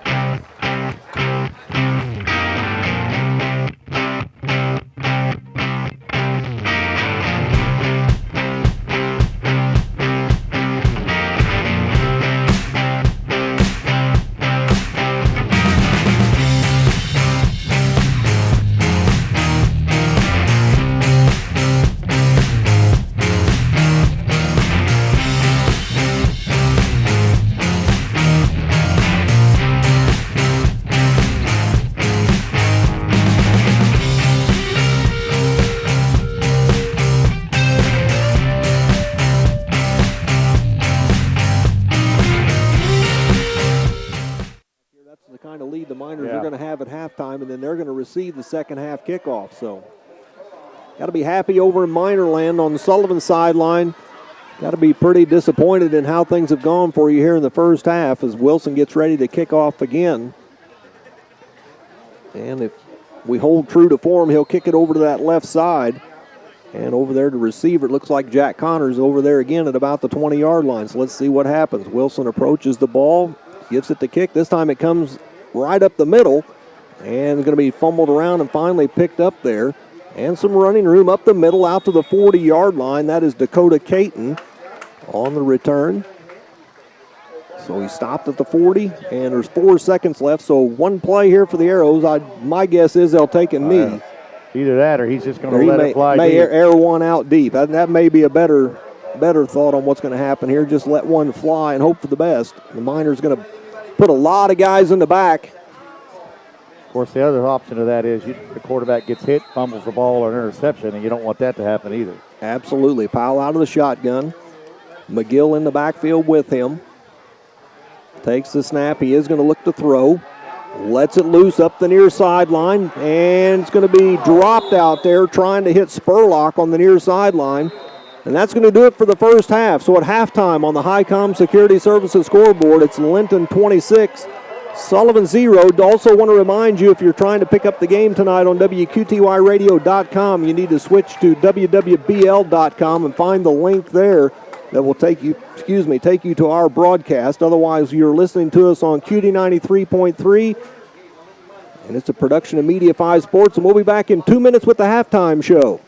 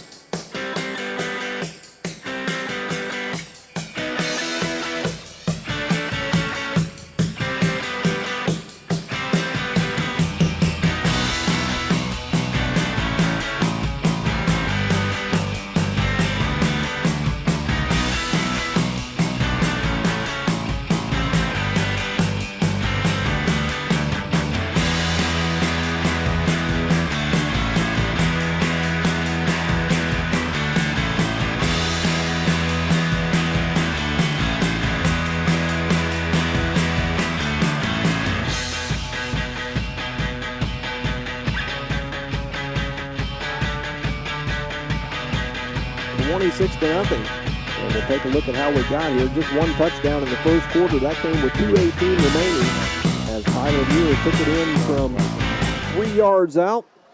And the kick was blocked, so the Miners led 6-0 at the end of one. Then in the second quarter, with 10:26 remaining, Kendall Williams on a 10-yard run put the Miners on the board again. This time a pass failed for the extra point, and the Miners were on top 12-0. The Miners score again at the 8:29 mark of the second quarter. Mitch Eberhardt on a 25-yard run. The Miners tried to run in the extra point on that occasion and were unsuccessful, and the score was 18-0. And then the last touchdown for the Miners coming with just 9 seconds remaining in the first half, a 2-yard run by Tyler Muir. Eberhardt adds the extra point. And here at the half, the Miners are on top, 26-0. And joined up here in the booth, I don't know if we're going to get him to say anything, but the newest stat guy for the Miners this year, Shane Huffman, has taken over the statistic keeping job. And Shane, are we going to get you to say anything, or are you just up here to show us some numbers? Can we get you to maybe... He's a lot shyer than Silas than you were. Get him to share a little bit with us. Shane, what are you seeing out there as far as stats here at the first half? Well, you had Eberhardt with 132 yards rushing. That was he ran off a couple big ones there that really came at some big times. Yeah, did a nice job there, and the Miners able to rack up a lot of yards. What do you have him for on the ground? Total yards for Linton on the ground, I'd have to add that up for you. He needs a calculator. They got a lot tonight. They have done a nice job, but we're also able to complete a couple of passes there, Muir with a couple of completions. He's mentally adding things up. We caught him off guard. Yeah, he told me he didn't know if he wanted to say much whenever he came up here, but he did make his way up here tonight, so I thought I'd at least put him on the spot for 1 week, and we may or may not see him again, but I at least wanted to put him on the spot tonight. You got to prep me for these questions. Well, I'd ask this. How'd you get roped into the position? Let's talk about that. Well, I coached Coach Oliver's daughter in basketball last year. So we got to talking, and he mentioned that he put Silas on the staff and asked me, and I was real thankful that he did. I really enjoy it. Well, one of the things I think that Darren has mentioned it many times, and I know the one time that I got to walk the sideline, there's really nothing like that sideline activity. And at a night like tonight, how fun is that? It's a lot of fun. This is really my first experience being on the sideline the last 3 weeks, and with Darren the first week really showing me the ropes in the last 2 weeks. It's been really fun. I've really enjoyed it. It's a whole different experience, and after me being down, I was down there for 20 plus years, and to a degree I miss it. I mean, I enjoy being up here with Dan and doing this, but I really, really thoroughly enjoy being out there and being around what's going on and just getting to hear and see and the whole thing that goes along with it. What you get, too, is you get a vibe of what's happening. I mean, you feel the band, you feel the crowd. You don't get that up here in the booth. Particularly, we're on the visitor side all the time, so we're not getting a lot of hoopla on this side. Yeah, Darren gave me some advice. I'm trying just not to feel any of the football players coming on the side, off the sidelines on a block or a run or something like that. That was always my biggest fear every Friday night. I always told the kids I had in class, I'd tell them good luck and don't run over me on the sideline. That was always my instructions to them whenever they were leaving class. But what's the vibe over there tonight? It's got to be a real positive environment. Yeah, very positive. The coaches are definitely encouraging the kids, and they're pretty loose with them. Just tell them to keep it up and keep the foot on the gas. All right. Well, Shane, appreciate you coming over here and sharing a minute with us. And you're welcome anytime you want to come over and just give us an idea of what's going on.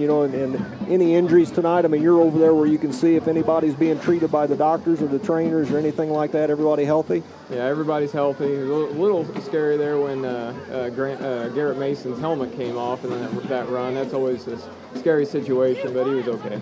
Excellent. Well, once again, Shane, thanks for coming over, and hopefully we'll have a victorious night tonight. All right, thanks, guys. He'll get comfortable before long. When it gets warm up here, he'll be up here. Yeah, he'll want to come up whenever that weather turns. If it's raining, he'll find his way up here when it rains. Yeah. Well, Dan, we didn't get a chance to do a whole lot of stats. He did mention that Mitch Eberhard already over 100 yards here at the half, and I know the other Miners have also done a nice job carrying the football. What do you have total-wise? Well, he was right on the nose. Mitch Eberhard, 11 carries, 135 yards. Last week he had a 13.5 per carry average. This week at 12.3, 1 touchdown. 47 yards from Pierce Jackson on 7 carries. 27 from Kendall Williams. Nice 2 carries, a touchdown. 25 yards from Garrett Mason on 6 carries. And Muir has added 5 yards on 5 carries, 28 yards. Chad Trent got that 1 negative 1 yard. 32 carries, 261 yards rushing in the first half, 4 touchdowns. Passing one completely disappeared. 2 of 6 for Tyler Muir, 55 yards. And both of those, a 133-yarder to Pierce Jackson, 122-yarder to Clothier. And it's good to see Jacob out there. He had a little bit of an ankle injury for a while, or a foot problem of some kind, so it's good to see him back out there. And he's definitely another weapon. I mean, he showed last year he can catch the football if you get it anywhere near him, and he's definitely another weapon. These passes tonight have been just a hair off. That's just only going to get better. Arrows, this offense put up huge numbers last week. They only have 33 yards rushing on 15 carries, 2.2 per carry, led by Trevor McGill. 10 carries to 27 yards, a handful of carries by everybody else. The passing attack has been handled pretty well. 6 of 13 for Trey Powell, 52 yards. 4 of those catches to Luke Spurlock, the 28. 2 of those catches to Luke Spurlock. Did I just say Luke Spurlock? Yeah. Mason Dean is the other guy. You're up 26-0. Looking at the defensive side, Mason Dean, the main guy, 7 tackles for the Arrows, 6 from Dakota Cayton. The Miner defense can't say much about them. Of course, this is all unofficial, but Pierce Jackson looks like 7 tackles, 4 from Chad Trent, an outside backer, and 4 from Dylan Morris as well. That's great to see your seniors stepping up and leading like they should, and I'm sure they kind of took it to heart that the Arrows beat them last year, and that the last thing they wanted to do was come here tonight, their last game against the Arrows, and I'm sure they wanted to come out and put on a good show tonight, and through the first half they have. And we got a couple of scores. Thanks to guys out there for sending these to me. Halftime, it is North Davies 13, North Central 12. And at halftime, it's Eastern Green 20-16. So North Knox is showing that they're not ready to throw up the season yet. And Eastern Green trying to get off to a 2-0 start to get their season going. So they wanted to move us a little later in the schedule. Thought that maybe that would help them get better. I think we'll also get better as the season progresses. So it'll be interesting to see how that matchup plays out whenever it rolls around. Because truthfully, Darren, I know you've been on the sideline too. That first game of the year, Linton, we did last week against Speedway, but against Eastern, it seemed like we always come out a little bit ginger. Didn't really, we got alive in the second half, so I don't know that's going to do them any favors for us playing them later in the season. Well, the band doing the school song over on the Savard sideline now as we wait for the 2 teams to come back out. We're still 5 minutes away. It's funny how they do it in football. It's 5 minutes away from the teams coming back out, and then they put 3 more minutes on the clock and give them the opportunity to get stretched back out again. So we're still about 8 minutes away or so from starting the second half, and I see you have in front of you some coaches' polls, and we haven't really talked about where the Miners are ranked. And a lot of that's still based on last year and all that, but let's talk a little bit about who's doing what so far. Well, it opened up a little bit. It's really the big 4 right now in single A. You got North Vermilion in the AP number 1, Lafayette Central Catholic number 1 in the coaches' poll. Obviously, Lafayette Central Catholic, the beast in 1A. They were 2A last year. They only lost to the eventual state champion, and I think in the semi-state. So those 2 are 1 and 2 of the polls. Pioneer, boy, they looked great last week. Beat Lewis Cass. They are number 3, and then the Miners, of course, stay at number 4. Tri-Central is another team that's unanimous at the 5. One of the teams that came from 2A down to 1A was Shenandoah. Used to play them back in my day. They were pretty nice looking this year as well. They got to watch out for them. And down on the list as we look for local teams, Fountain Central lost to Southmont late in that contest. It put them down to 10. And on the other side, the coaches poll, I usually take a little bit more into that. We see Sheridan in there. We see Springs Valley, even though they got beat to Eastern. And Tecumseh, a team in our sectional, guys, they manhandled North Davies 34-0, and we'll be traveling to Linville next week. I started to say, I look at that list, and 3 of the teams we've got coming up are right there for us to look at. The Miners do have some long road trips and some things to contend with.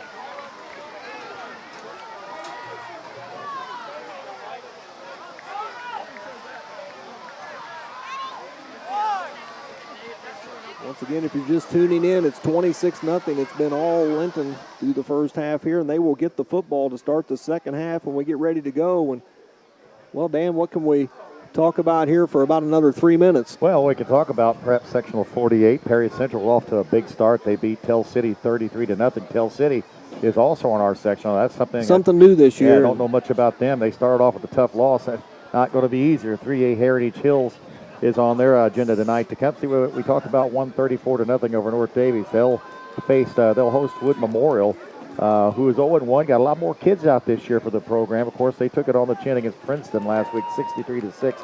North Knox, we talked about them with Eastern Green.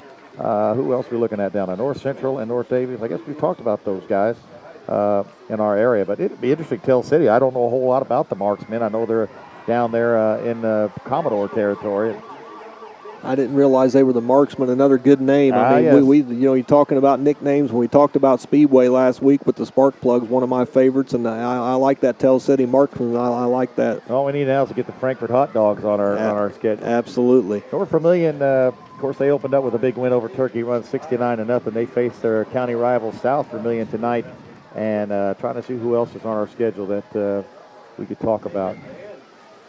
I'll mention this. South Putnam, they're now down at 1A. They started off with a 40-6 win over Cloverdale, so that's going to be something. Another thing of interest in that section of 45 that used to be that conference, nearly everybody up there. Attica, they got pushed up to section of 42, but this section of 45, North Vermilion, Rockville, Sheridan, Fountain Central, South Putnam. Wow, that's pretty solid there. I mean, that's definitely not an easy task. The Miners, with four-time defending sectional champs and have had a lot of success making it to just one game short of being able to play that Friday after Thanksgiving, and hoping to get over that hump this year with a lot of good senior leadership. And, through a game and a half so far, things have looked really good for the Miners. Yeah, you should probably, bring up that Chad Trent was the starting quarterback last year as a junior, played almost all the downs except for a few that Tyler came in.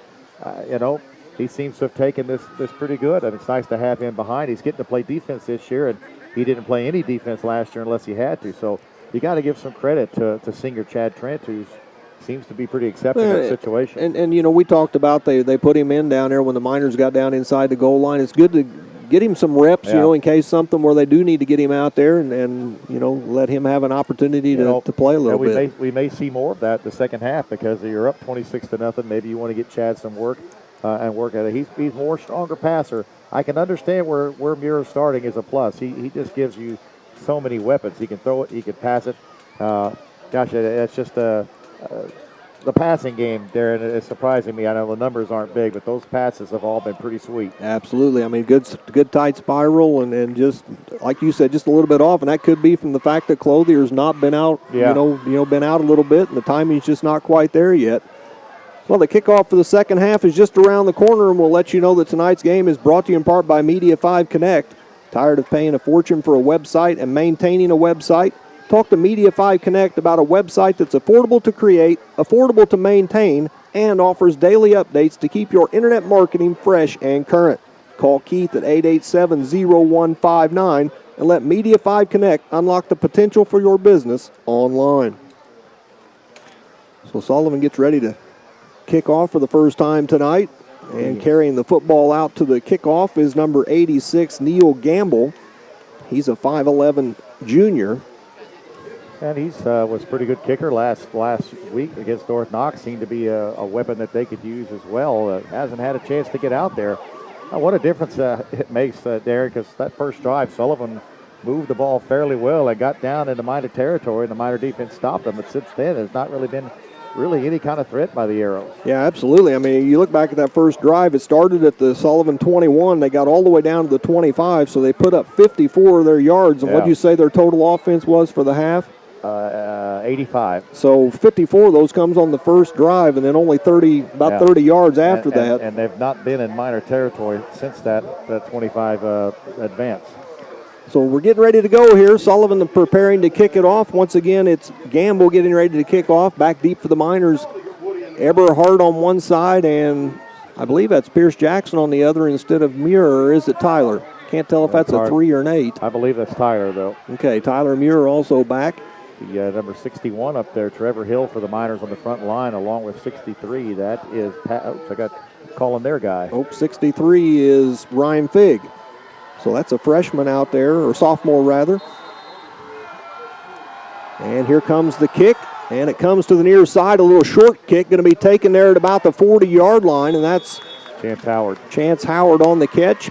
Maybe gets a yard or two on the return. So Sullivan kind of a little bit of a tricky kick there, but the Miners are prepared for it, and they'll take over 1st and 10 at the 42. Yeah, you just give a short field, and I guess what they didn't realize is Chance Howard was a running back last year, so he's wearing 52, but he was number 20 last year, and he handled that ball just fine. So 1st and 10 for the Miners at the 42. Briar Pope gets ready to snap the ball back to Tyler Muir in the shotgun position. Eberhardt and Jackson on the wings. Mason joins him in the backfield. There's the snap. Going to give it to Mason. He'll head out towards the right side, and he's going to be stopped. May have got a yard on the play, kind of stretched it out there at the end. They may give him one, and it'll bring up 2nd down and 9 for the Miners. Garrett Mason, Mason made the carry. That was number 40, Mason Dean. Boy, that could get confusing, man. He kind of makes the stick. I'm impressed with Mason Dean as a defensive end out there. Yeah, he's done a nice job tonight for Sullivan. A couple of big stops for them that slowed down some big runs. Muir again out of the shotgun. Jackson in motion, going to take the handoff to the right side. Into a mass of people there, still on his feet, gets it out near midfield, probably just short of midfield at about the 49-yard line. Going to bring up 3rd down and 3 for the Miners. Now these Miner running backs, they just run the ball super hard. They take that first hit, and you see him bounce back and keep push forward. Takes 2 or 3 arrow defenders to bring him down. So 3rd down and 3 for the Miners, and my guess is with a 26-0 lead, this is going to be 4-down territory. Yeah, I think so. I think that Muir putting that ball in his hand, he just tries to find an opening. He's so quick.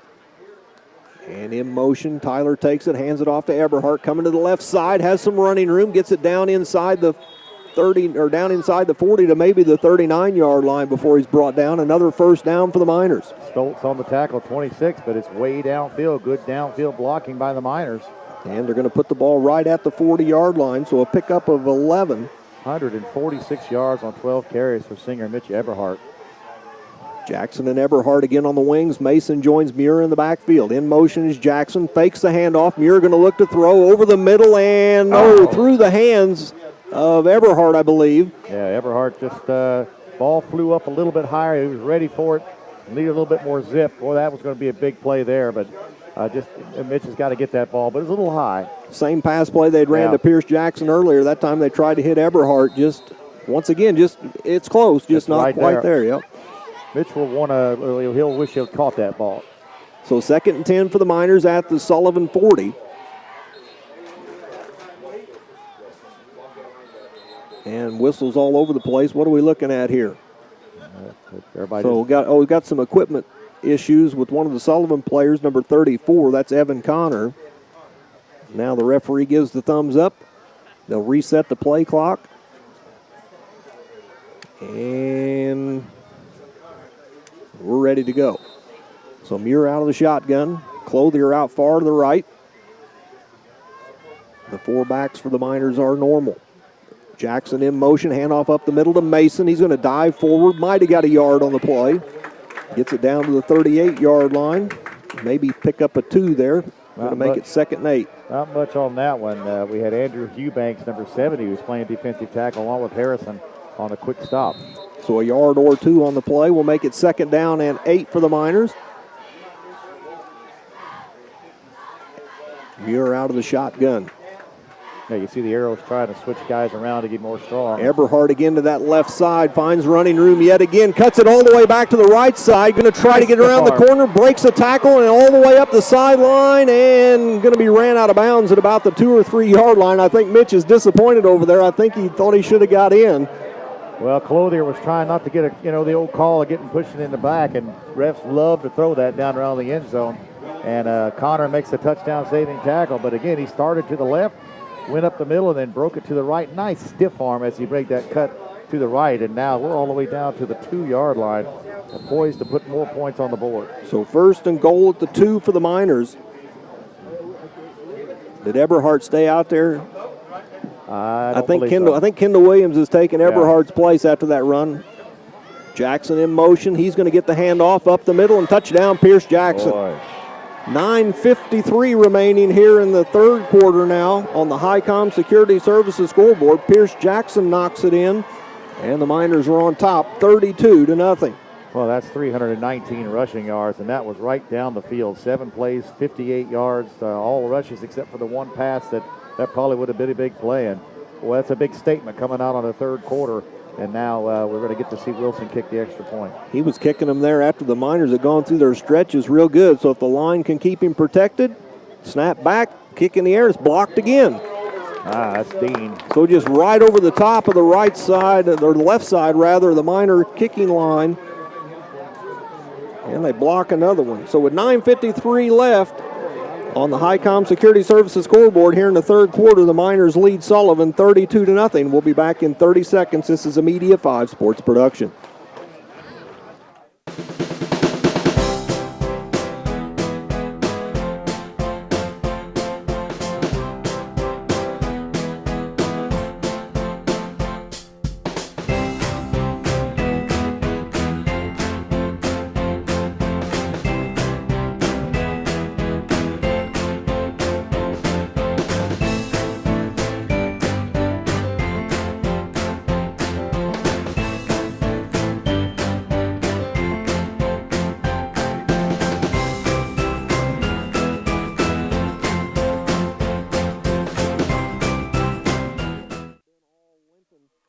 After the first Sullivan possession, saw the Arrows take it down to about the Miner 25. The Miner defense held, and since then, Sullivan can't stop the Miners, and they've not been able to move the football, and the Miners are on top 32-0. Just another awesome effort, and again, the four-headed monster at the back. But right now, Eberhardt's stealing the thunder, 182 yards. I don't know what his career best is, but that's got to be perhaps it. That's a nice night, and still a lot of time to go here. You don't expect to see the Miner JV anytime until the fourth quarter, so Eberhardt's still more time to put more yards up. Wilson gets ready to kick off here. He approaches the ball, gives it a kick, comes to the near side. Nice kick, going to be fielded over there at about the 18-yard line, and once again it's Connor, and he's going to be stopped at the 32 or 33-yard line. Looks like number 41 for the Miners, Luke Miller, in there on the tackle. Luke's one of those guys that just kind of if he probably didn't have guys in front of him, he'd probably see more action, and that's great to have him. I know he's been playing more tight end. He's a good special teams player along with Corbin out there as well. So the ball going to be taken over at the 32-yard line for Sullivan. 1st and 10, their first possession of the second half here. See if they can move the ball against the Miners. Powell up under center for the first time tonight. Takes the snap, going to hand it off to McGill, and he's going to be stopped. Might have got a yard out of it. Nice tackle there for the Miners. That's Jackson again. Here's Jackson again. Well, he looked like he was set to bust that baby for a big gain, and Pierce Jackson wrapped him up and brought him down. Give him a yard to the 33. It'll be 2nd down and 9. Yeah, a new look for the Arrows. They're under center. Now he's back in a traditional. Now Powell back to the shotgun again with McGill in the backfield. Also back there is Dean.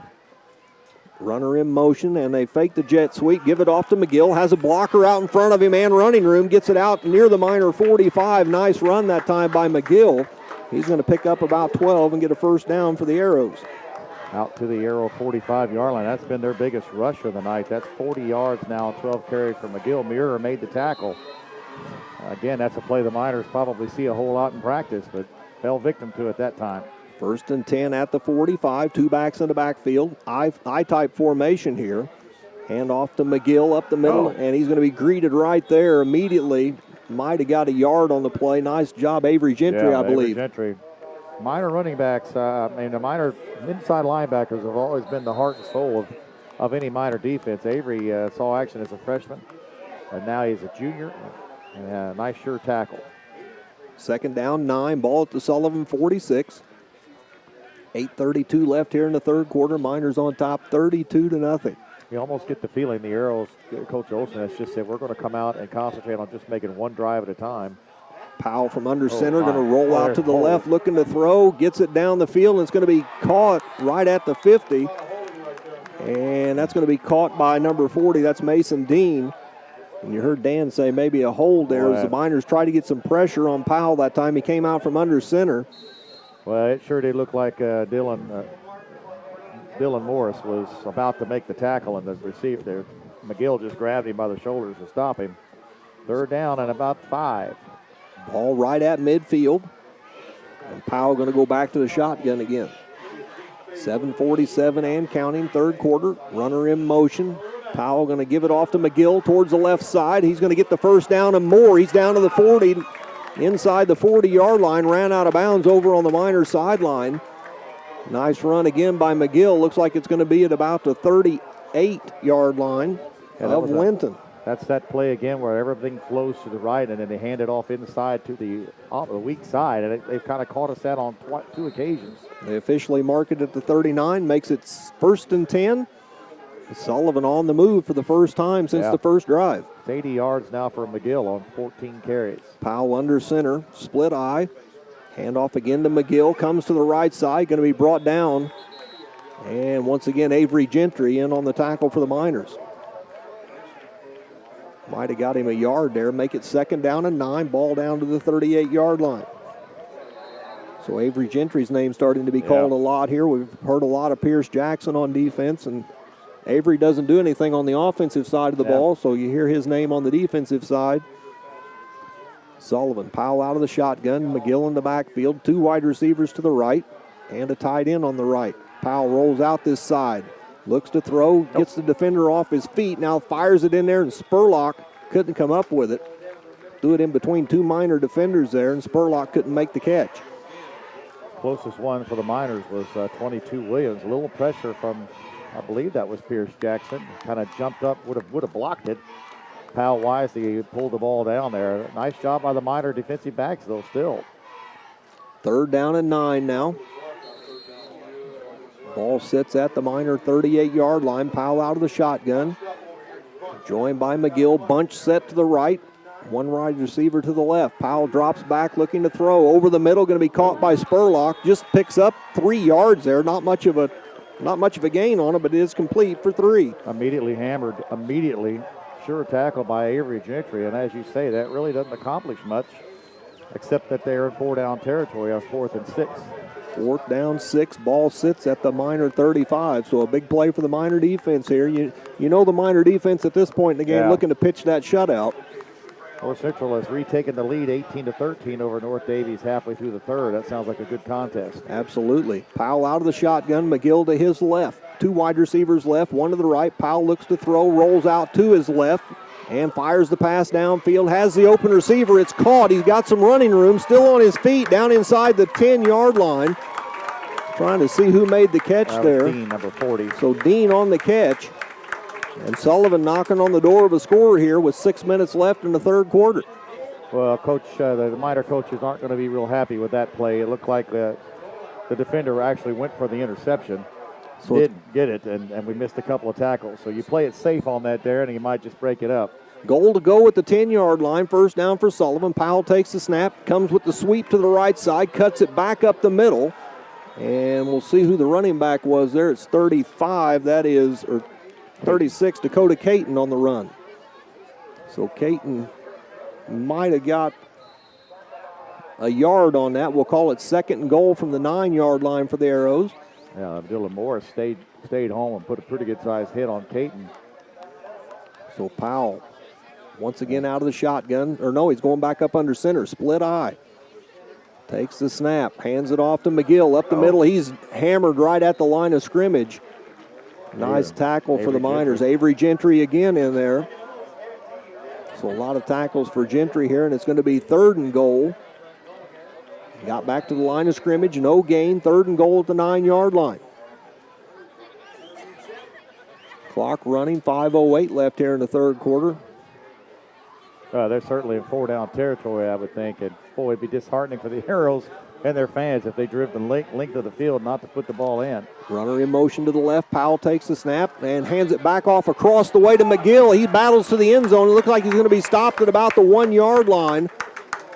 So it's going to be 4th and 1 for Sullivan. Once again, they looked like they were going to run left. They came back to the right. It's that same play. That's going to bring up a 4th, and gosh, they got to be down awfully close. Got to be really close here. It's got to be about 4th and 1, I would say.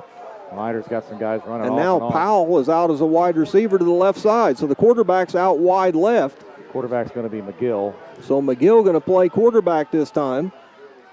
And Snap comes to him. He nearly dropped it. Now he tries to drive up the middle, and no signal yet. Now they get the signal. Touchdown Sullivan. Up the middle, McGill from 1 yard out with 4:17 left in the third quarter. I wish back in that game against Cena we would have had the official wait that long to make that goal. Man, no kidding. It looked like they initially had him stopped, and he just kept pushing forward. And Sullivan goes 13 plays, 68 yards, and gets their first score of the contest. First time they have the ball in the second half, they're able to get it down the field and score. Miners still on top 32-6 on the Highcom Security Services scoreboard, and the arrow's going to go for 2 here. Powell up under center. Takes the snap, drops back to pass, rolls to his right, has some pressure, now fires it into the end zone. Nice pass. That's going to be caught in there by Dean. So number 40, that's Mason Dean on the catch. So Dean from Powell on the extra point. And Sullivan, with 4:17 left in the third quarter, has cut the Miner lead to 32-8. We're back in 30 seconds. You're listening to Linton Miner Football on QD 93.3, produced by Media 5 Sports.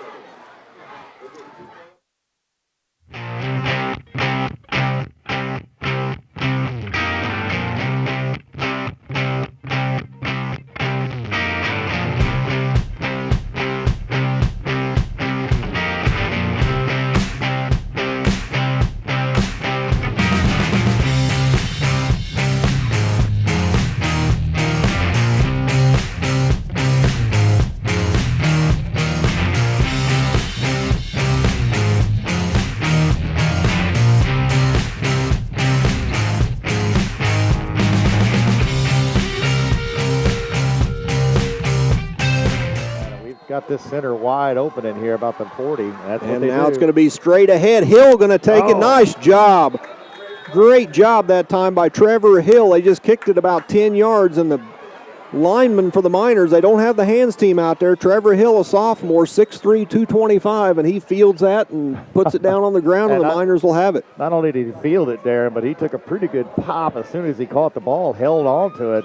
Congrats to that kid. He's a big player on the JV squad. Nice job. So the Miners will take over 1st and 10 at the Sullivan 40, or the Miner 46 rather. Muir in the backfield. Jackson and Eberhardt on the wings. Mason in the backfield along with Muir. Muir fakes the handoff, rolls out right, looks downfield, fires the pass, and it's going to be dropped. Nice stick put on Pierce Jackson out there. Clayton made the hit. Jackson took a big chunk of hit and hit the ground, but he pops up. Actually, that was Figley, so not Pierce Jackson. It was Zach Figley that took that shot, trying to make that catch. But like you said, fortunately, he pops up, and he's all right. Well, the Arrows got a little bit of the momentum going right now. That hit, do you see their body language a little bit more fired up? Still 4 minutes to go in the third quarter. 2nd and 10 for the Miners. Muir back into the shotgun. Clothier out wide right. Everybody else in their same setup. Handoff going to come to the near side. That's going to be Mason, I believe, on the carry. So Garrett going to get it out to near midfield. So it's going to be 3rd down and about 6 here for the Miners, and it'll be interesting if they don't get this, what they decide to do. Coupler comes over and makes the stick, and there's a lot more enthusiasm by the Arrow defense as we watch out there. If they make a stop here and the Miners punt, they're going to be pretty fired up on the Sullivan side. Muir out of the shotgun. Mason, Eberhardt, Jackson in motion. Double handoff. Comes to Eberhardt near side, and he's trying to battle and gets the first down. Boy, a lot of individual effort there by Mitch Eberhardt that time. He almost looked at that first down stick and said, I'm going to get there. Because he had to break the original tackle, and then he had to roll off the other one. The 2 tacklers there were Evan Connor and Hancock, and they both had him about 3 yards shy of the first down. He kept the legs pumping, like you say, looked over at the sideline. It gets down to the Arrow 43 for another Miner first down. So 1st and 10 at the Sullivan 43. Checking back in the game for Sullivan, Thomas Eubanks, a 6'2", 295 junior on the defensive line there. Muir is going to look to throw, fires it to the right side. We got a flag on the play. Pass is going to be incomplete. I get a feeling it's going to be some kind of a motion penalty against the Miners. Well, you hope it's motion and not a holding penalty. The flag came in pretty quick, almost as soon as the ball was snapped. I do want to mention we've only seen a couple of flags tonight, and it's the referee on this side that's throwing both of them. Yeah. So. Well, you bring that up. That's a good point. Linton had a lot of trouble with penalties last week. They wave it off. Yeah, they're going to wave that flag off, so not sure what he thought he saw. I always wonder, why did you throw it if you're going to pick it up? So Maybe he thought there weren't enough men on the line of scrimmage, but after they talked it over with the other officials, they realized that it was okay. It'd be nice to have them mic'd up so we could hear what's going on. So second down at the Miner 44. They backed it up a yard for some reason. Handoff goes to Mason on the right side. He ducks his head, gets down to about the 41, and it's going to bring up third down and 8 for the Miners. Mason just bowled right over him. Didn't get a whole lot, but you make those guys get punished on those tackles. Yeah, he makes the defense pay when they hit him, that's for sure.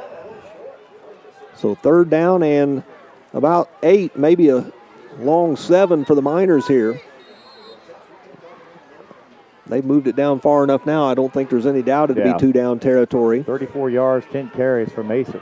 In motion is Jackson to the right. Muir fakes the handoff. He's going to look to throw. Now he's going to tuck it up and run. A lot of running room up the middle, and a shoestring tackle there by number 7 of Sullivan, Seth Hancock. Or Muir might have went to the end zone. And that's the kind of weaponry that he brings. If you're a pocket passer, you don't have that fear that he's going to tuck and run. He just saw an alley, put his head down, got down to the arrow 29-yard line, and we convert another third down. Third downs tonight, the Miners are 7 of 9. That's a really good number there, coming up when they really need it. So first and 10, ball at the 28, 29-yard line. Double handoff again. This time Jackson has it. There's a Miner lineman who's on the ground. Let's see if he's a little slow to get up maybe.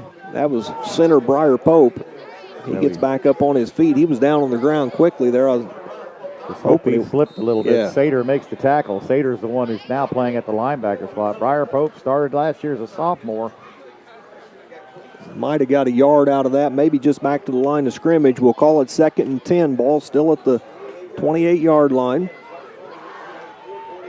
Muir out of the shotgun, in motion is Eberhardt. Takes the wide pitch to the left side, looks for running room, stays behind his blocker, gets it out to the, inside the 20, maybe down to about the 17 or 18, but is there a flag? Yeah, there's a yellow flag. That may be a hold on the Miners based on where it's at. We'll see what we get here. And once again, it's that same referee, I believe, that's throwing it. So, and he's got it down at about the 25-yard line.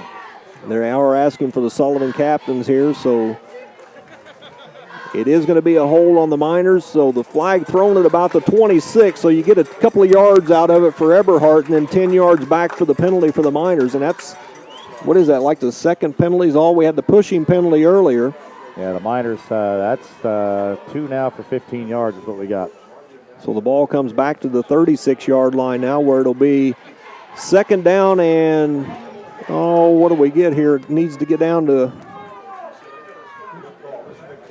about the 18, so about 22 or so. Wow, Miners snapped that quick, and that whistle's blowing. Nobody knows what's going on. Muir fires the pass out to the right side. Jackson catches it.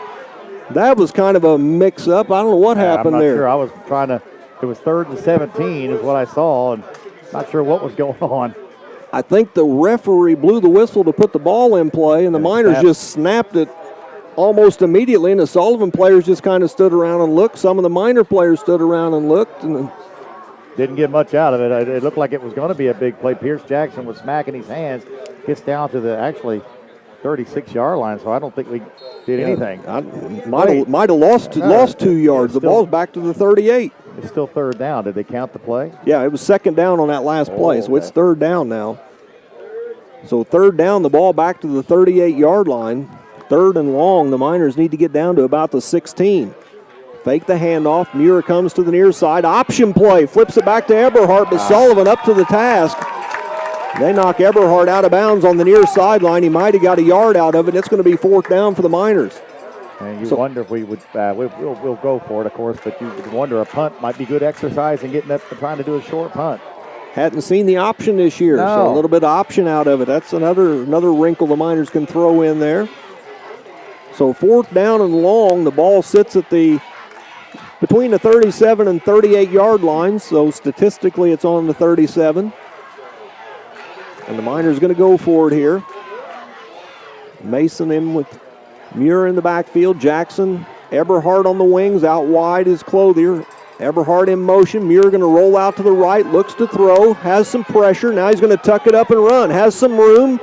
Cuts it back, still battling, still on his feet, and a flag comes in again. Face mask there. All right, so we Big D saw the face mask. It's going to be close to a first down anyway. Boy, that's got to be. You see the way that Tyler's body got jerked back. What a play by Tyler Muir. Just a great run, and like you said, that's just what he brings to the table. He gets it out there, and he's so elusive. It's a personal foul face mask on the arrows. So the ball was down to where before the penalty. It'll be half the distance to the goal line. The Miners will pick up a first down here. Looked like he got to the 14, but I guess we'll know by the half the distance where they end up spotting the ball. Still waiting to see where they put it down. Looks like they're going to put it down at about the 6, so give him to the 12. Yeah.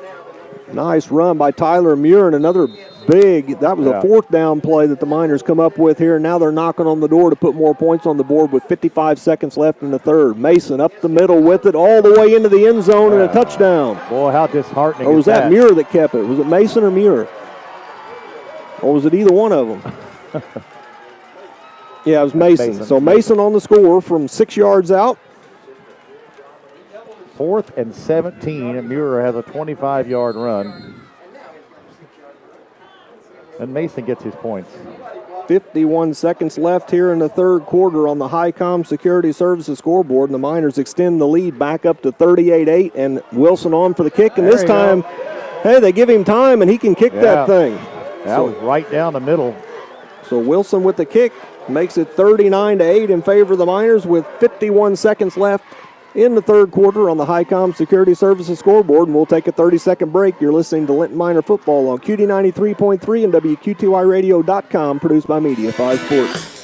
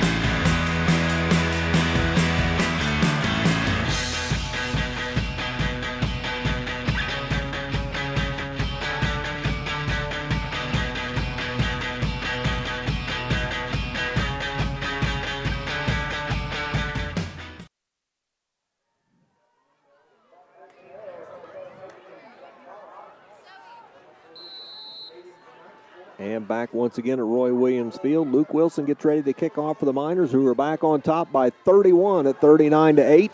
12 plays, 54 yards, 3.5 minutes. Nice line drive kick this time to the right side. Fielded there at about the 21-yard line. Brought up the right side by Luke Spurlock, and he's going to be tackled at about the 37-yard line. Helped to his feet there by a Miner defender. That's Howard once again down there. As well as Drake Cunningham, another JV kid, is just, I believe, a freshman. High marks again from hearing about him. Nice to hear that some kids up and coming. I know the 8th grade team's off to a 2-0 start this year as well, playing a Bloomington school and a Terre Haute boys club. So, you know, a couple of big schools they've beaten. The 7th grade 0-2, but I mean, I think they were competitive in both games. So, well, that's why the Miner program continues to just refuel every year. 1st and 10 at the 37 for Sullivan. They moved it last time. Let's see what adjustments the Miner defense makes as McGill takes the hand off to the right side, gets it out over the 40, maybe to the 41-yard line. Picks up 4 yards, make it 2nd down and 6. That's another tackle there by Dylan Morris, who, of course, completely unofficially now have 6 tackles. Pierce Jackson, they ain't called his name in a while defensively, but he has 8 tackles, 7 from Avery Gentry. Ball at the 41, 2nd down and 6. Powell out of the shotgun. McGill comes back into the backfield now. He'll take the handoff, coming to the right side, has some running room, gets it across the 45 out to about the 47, going to be about a yard short of the first down, so we'll have to make it to 46. And that's going to be the end of the third quarter. So at the end of 3 on the Highcom Security Services scoreboard, it's Linton 39, Sullivan 8. We'll be back in 60 seconds with the fourth quarter. This is a Media 5 Sports production.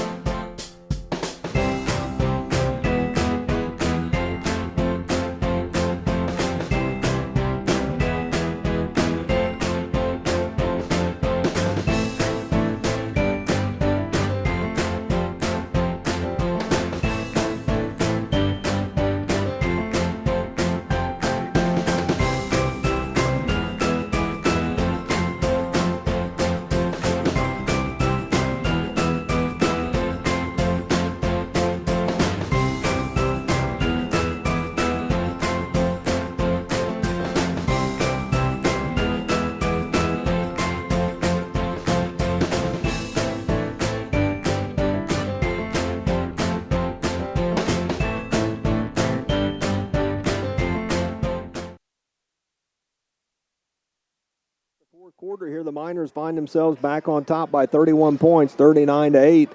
Sullivan with the football here. It'll be third down and a yard from the 47-yard line, 46-yard line. Miners now with 432 yards of offense. Sullivan with 162, 22 first downs to 9. Powell up under center this time. Takes the snap, and he's going to give it off to McGill. He's going to be greeted in the backfield. Might have got up to the 45-yard line. Might have lost a yard on that play. Might have got back to the line of scrimmage. He's slow getting up. He took a pretty good lick on that play. The first guy got to him. The second guy was Chad Trent. Hoping he doesn't look like he's doing. They're kind of looking at his leg. We're blocked by some officials. He's starting to try to get up. Starting to try to get up there. That's good to see. You don't want anybody getting hurt here. He's limping a little bit, so actually that's number 20 that's limping. That's Jackson Coupler. So did he carry that ball? He must have been. I don't know. I think he did. Must have. That's whoever it was that was carrying the ball was the one that was slow to get up. So Coupler on the carry fooled me. Tried to fool the Miner defense, and that sets up a 4th and 2. So a loss of a yard back to the 45-yard line. Two backs in the backfield. It's Dean and McGill, along with Powell. Two wide receivers to the right. Ball's coming to the left. Powell's going to keep it. That's a first time. Oh, McGill. Okay, they moved McGill back in there. The Miners stuff it, and they're going to take over on down. So direct snap to McGill that time. Goes nowhere, and the Miners going to take over 1st and 10 at the Sullivan 43-yard line. Nice job by the Miner defense. Dylan Morris, again, just busted through. A whole host of Miners were there. That's a direct snap. They lined 3 guys across, kind of like that old T formation. They've ran that play about 3 or 4 times, and this time the Miners were there. So the Miners come back out here with 11:31 left in the fourth quarter. And we've got number 40, is that 41 or 44? Luke Miller. Luke Miller at tight Luke end. Miller comes out at tight end. So Eberhardt, Jackson, Mason, Muir. Eberhardt in motion, fake the handoff. Pass over the middle, and Pierce Jackson again. Nice play for the Miners as they get it down inside the 25 to about the 23 or 24-yard line. And, boy, that play's been very successful. Determined to get into the end zone on the pass. Pierce Jackson with a nice catch. Clayton, another big tackle to stop a touchdown down to the arrow 24. That's a gain of 19. That's 74 yards passing on 4 of 11 by the Miners tonight. So 1st and 10 again. Muir back to the shotgun. Joined by Mason. In motion, Eberhardt. He's going to take the handoff to the left side. That's the play we've seen a bunch. Cuts it back, and it gets it all the way down inside the 10. It'll be another Miner first down here. You just hear people start moaning. The initial tackle is missed, and he just cuts open in the out. Again, Clayton, 36 with the touchdown-saving tackle. Ball down to the 10-yard line. And it is going to be 1st and goal. Only the chain gang gets to put the chains down. Just the box will be there. Eberhardt with 204 yards on 17 carries for the Miners. See if they try to get him in the end zone. They do give it to him again going to the left. This time a host of arrows there to knock him down. About 6 of them there to put him on the ground.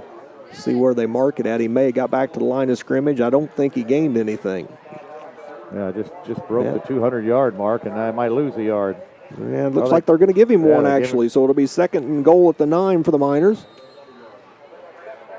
So look at the red zone facts tonight. Miners are 5 of 6. Normal set for the Miners. Clothier out wide to the right. Eberhardt in motion. And now we're going to get a rollout. Clothier open pass from Muir. Going to be a touchdown. Boy, that was a nice job. Clothier an up and out. And a nice job by Muir to get him the football. And the Miners put on 6 more here. And that's just practice perfect. I mean, when you need a 7 or 8 yard play or a 3rd down and 4 or 4th and 3, that kind of play is hard to defend. Nice catch by Clothier. Good route ran there. So Clothier from Muir, that was from 9 yards out. And the Miners on top now 45-8. As Wilson gets ready to add the extra point. If the line blocks, we should be all right here. Good snap, ball down, kick in the air, another one good. So Wilson knocks through the extra point. The Miners tack on a total of 7 more, makes it 46-8 in favor of Linton on the Highcom Security Services scoreboard. 10-14 remaining. We'll take a 30-second break. You're listening to Linton Miner Football on QD 93.3 and WQTYradio.com, produced by Media 5 Sports.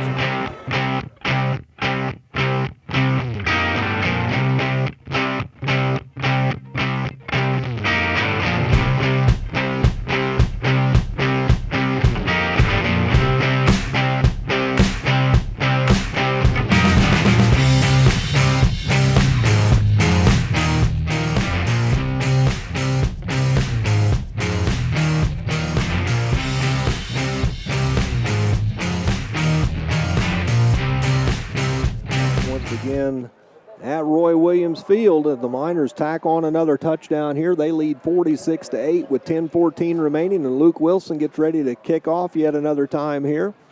That moon is full and a little bit reddish looking tonight. Yeah, right across the way from us here as we look across from the visitors' side over to the home Miner side as Wilson gets ready to approach the ball. And the kick comes towards the middle of the field. It's a short kick, fielded there at about the 25-yard line. And down goes the runner. That was fielded by number 36. That's Dakota Clayton. It just looked like he fell, didn't Yeah, it? I think he went down on his own. I don't think any Miner got to him. Into 3, the North Central Thunderbirds, 26, North Davies 13. So Sullivan will take over 1st and 10 at the 33-yard line.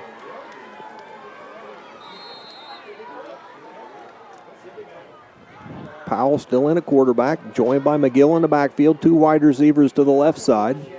Tied into the right, snap to Powell. Looks to throw, pressure from the Miners. Now fires it long. He's got a receiver open down there. Spurlock, he catches it at about the 33. Flag on the play.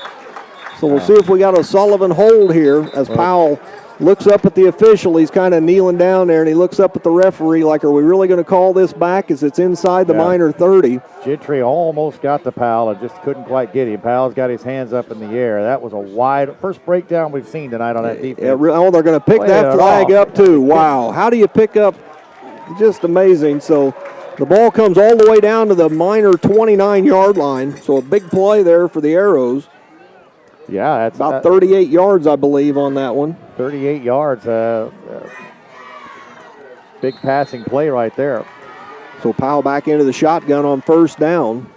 Hands it off to McGill up the middle, cuts it back to the left side, and he's going to be brought down. Probably got back to the line of scrimmage. That's a nice tackle again by Chad Trent. Last week, Chad really didn't have a lot of stats on the defensive side, but tonight I think we've called him 4 or 5 times. Yeah, several times. That was a good tackle. He was in there quick. They do get him back to the line of scrimmage. 2nd and 10 for the Arrows at the Miner 29. Powell in the shotgun. McGill to his left. 2 wide receivers wide right, 1 to the left, and a slot receiver who's in motion now. And now he's going to stop in the backfield. Powell going to throw quickly to the left side, finds Spurlock. He's tackled quickly, just a quick slant route there, and Sullivan completes it, gets it down for another 1st down, it looks like. That's tough to defend. When the ball is put on the mark, that's hard to defend that. Williams was right there on the tackle, but Spurlock just cut inside, got a step, got down to the Miner 18-yard line. 9:18 on the clock, 1st and 10 for the Arrows, inside the Miner 20, red zone time for the Arrows. Powell out of the shotgun, 2 backs. Takes the snap, handoff goes to number 36. That's Clayton. Yeah, Clayton on the carry again. Gets some pretty decent yardage up the middle there. Going to take it down to the, looks like the 9-yard line, maybe the 10. So pickup of about 8. Mirror on the tackle, number 3, and that was one of the bigger holes we've seen in the night. Maybe the Miners kind of relaxing a tad bit. 2nd down and 2. 2 wide receivers right. Powell takes the snap. Fakes to McGill, keeps it himself. He's tackled quickly. Chance Howard, number 52. I think we're starting to see Chance Howard going to make a claim to make some, getting some varsity playing time. They'll give him a yard down to the 9. It'll make it 3rd down and 1. Well, you know, Chance last year as a freshman got some play at the nose tackle position, and on some of those plays, him and Hale, and made some big plays. He's lined up right now. It looks like right to the tackle position. Powell out of the shotgun, runner in motion. Handoff goes to McGill, comes out to the left side, finds some room, goes out of bounds. I think he was at about the 10. He should be short. Again, Chad Trent kind of forced his hand, but there were Miners right at the line of scrimmage that pushed him out there. Fourth So it's down. going to be 4th down and 1 at the 9-yard line. They get him back to the line of scrimmage. That's 23 carries, a workhorse for McGill. He barely carried it all last week, and he has 69 yards. 133 yards passing for the Arrows. Of course, 38 of that just happened on that long pass play a minute ago. Play clock down to 13. The Arrow players looking over to the sideline trying to get the call. Down to 7 seconds. Powell out of the shotgun. 2 backs in the backfield, Clayton and McGill. Runner in motion, handoff goes to Clayton. He's up the right side, has a lot of room to run, gets it down inside the 5-yard line. It'll be a 1st and goal for Sullivan. Yeah, a big hole that time. Williams and Jackson combined to make the tackle, but there was a lot of green that time. Looks like they're going to spot it at the 3-yard line, 1st and goal for the Arrows. Miners lead 46-8, 7:50 remaining here in the ball game. Powell takes the snap, going to hand it off right. No, he's going to keep it himself and loses the football. Now they're going to call him down. It may got down to about the 1-yard line. So down to the 1, it'll be 2nd and goal.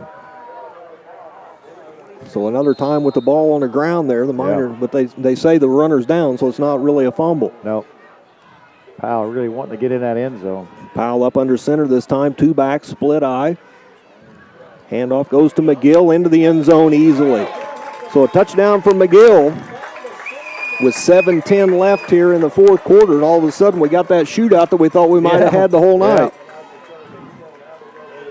So 7:10 left in the ball game on the Highcom Security Services scoreboard, and Sullivan has made it 46-14. Gamble will come on, I assume. No, they're going to go for 2. So Powell out there back under center. And they're going to hand it off. No, they're going to roll out to the right, look to throw. He's got a receiver, but he throws it way over his head out of bounds.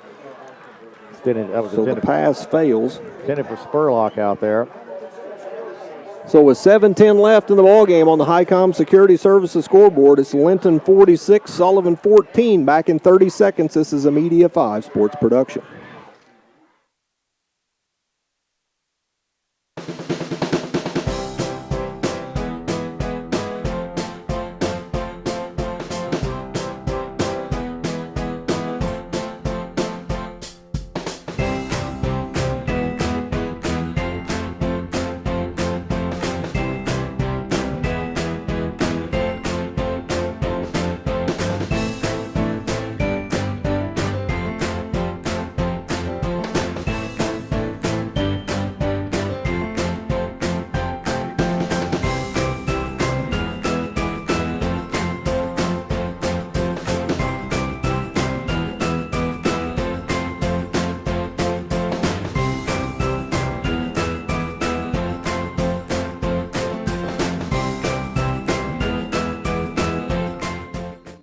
For Sullivan, it looks like the Miners do indeed have the hands team out there, and they're going to kick it deep.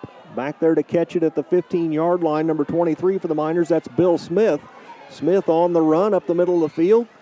Gets it out to about the 37-yard line. Bill, a move in from Union last year, played on the basketball team, and now out for football this year. I don't think he played last year. So no, and again, Silas Jennings says he's a kid that's bound to be getting some minutes at the varsity level. He's a small one like Ian Fonseca, but he had a lot of heart, a nose for the ball. He didn't have much blocking there because everybody was up front. Yeah, the hands team on there, and he's back, takes it out to the 32-yard line. 1st and 10 for the Miners. Eberhard in motion, takes the pitch, going to the left side again, waits on his blockers, trying to find some running room, able to pick up maybe about 5 yards. Looks like he got it over the 35 to the 36. The referees say keep that clock moving. And it's going to be 2nd down and about 6 for the Miners. Don't want to go out of bounds. Colton Harrison, the tackle, come all the way across to make the tackle at the 36-yard line. So go ahead. 209 yards now, 19 carries for Mitch Eberhardt. Nice night for Mitch tonight to go over 200. Anytime getting over 100 is quite an accomplishment. To get to 2 is a real good one. In motion is Jackson. He'll take the handoff, coming to the right side, trying to find some running room. A lot of arrows out there, and he's going to be brought down. One of the few times the Miner back has been trapped in the backfield. Luke Spurlock, 14, was the original hitter, followed up by Coupler. Going to take it back to the 33, so a loss of 3 will bring up 3rd down and 9 for the Miners. Well, at one time we were 7 for 9. Now we're 7 for 11. Still, that's a pretty good percentage on the third down. I'm sure they'd like to get this one, because if they don't get this one, they'll probably have to punt the ball back to Sullivan again. I don't think they want to give him that kind of field position, even though the game's pretty much in hand. Snap to Muir. He gives it to Eberhardt. Going back to the left. A lot of running room for Mitch. He gets it to the outside. Holy moly. Heads up the field over the 50 down to the 40. Tackled at about the 35-yard line. Nice run for Eberhardt. Picking up some big yards on that play. We got a cramp for Connor. Evan Connor, 34, had a bit of a cramp earlier in the season. Earlier in the game, I should say. Mitch, where'd they put him down at? Down at about the 35-yard line, so a pickup of about 32 yards there on that play. And as you mentioned, Evan Connor, a little slow trying to get off the field here as the training staff goes out to take a look at him. I tell you what, Connor's the kid who had over 180 yards receiving last week, and he has 1 carry for 4 yards, has been thrown to 4 times, but has no catches. And it is indeed a cramp. You always like to see it when somebody, you don't want it to be anything else, so they are trying to stretch out the cramp. That play there, Mitch had one man to beat. It looked like he wanted to lower the boom on that safety instead of kind of dancing. Maybe makes a juke. He's in the end zone, but he wanted to make a statement, make a big hit there. God, that's 247 yards now. Wow, a chance maybe to even get that to 3 here if we can. I don't know if there's just 35 yards of field left, so maybe not, but it's still a nice night. Tonight's game brought to you in part by Bobe Switz City. Open every Wednesday through Sunday from 4 till 8 with everyday specials. Buy any 14-inch 3-topping pizza and get a 10-inch 1-topping for just $1.99. Also buy 3 large and get a 4th free at Bobe Switz City. They got to keep talking about pizza there. Got to get their mention in here. They do offer the $10 Thursdays as well. That's a 14-inch pizza with any number of toppings, just $10 every Thursday. That's 659 Bobe is the phone number, and I know when I stop by there on Thursdays, sometimes it's usually a crowded parking lot, and there's not a whole lot of room to park there. Not a big parking lot to begin with. Absolutely, and a lot of people like that $10 Thursday special. Well, I haven't had a slice of Bobe's pizza since last football season. I live in Vincennes, so I'm going to have to find a way to get over there. 1st and 10 for the Miners at the Sullivan 35, 5:40 and running is the scoreboard clock right now. With the Miners on top 46-14 if you're just tuning in. And now the Miners going to start playing the play clock game. Yeah, which is good. We took a knee at the 1-yard line against Speedway, and they easily could have put a touchdown in. Muir going to take the snap here, hands it off to Mason. He runs it hard and gets it inside the 30-yard line down to the 29 or 28-yard line. Good hard running there by Garrett Mason. Yeah, he has definitely filled up where Austin Hale brought us the last 2 years. He's a hard runner, compact. He delivers the hits. He doesn't take the hits as he gets down to the 28-yard line, and that's just 47 yards on 12 carries. But the linebackers have to be honest there. If they cheat to try to come outside to get our outside game, that's when Mason has that big carry inside. Going to be 2nd down at the 28-yard line, 3 yards to go. They give it to him again. More running room for him. I believe he's going to have enough to get the 1st down. Yeah, we could be seeing a healthy dose of Garrett Mason. That's good. I mean, he had the nice game last week. He's not carried it near as much tonight, and if they get the opportunity here to let him get some yardage, he takes it down to the 22-yard line, so he'll pick up a 6 more. It's all pieces of the puzzle,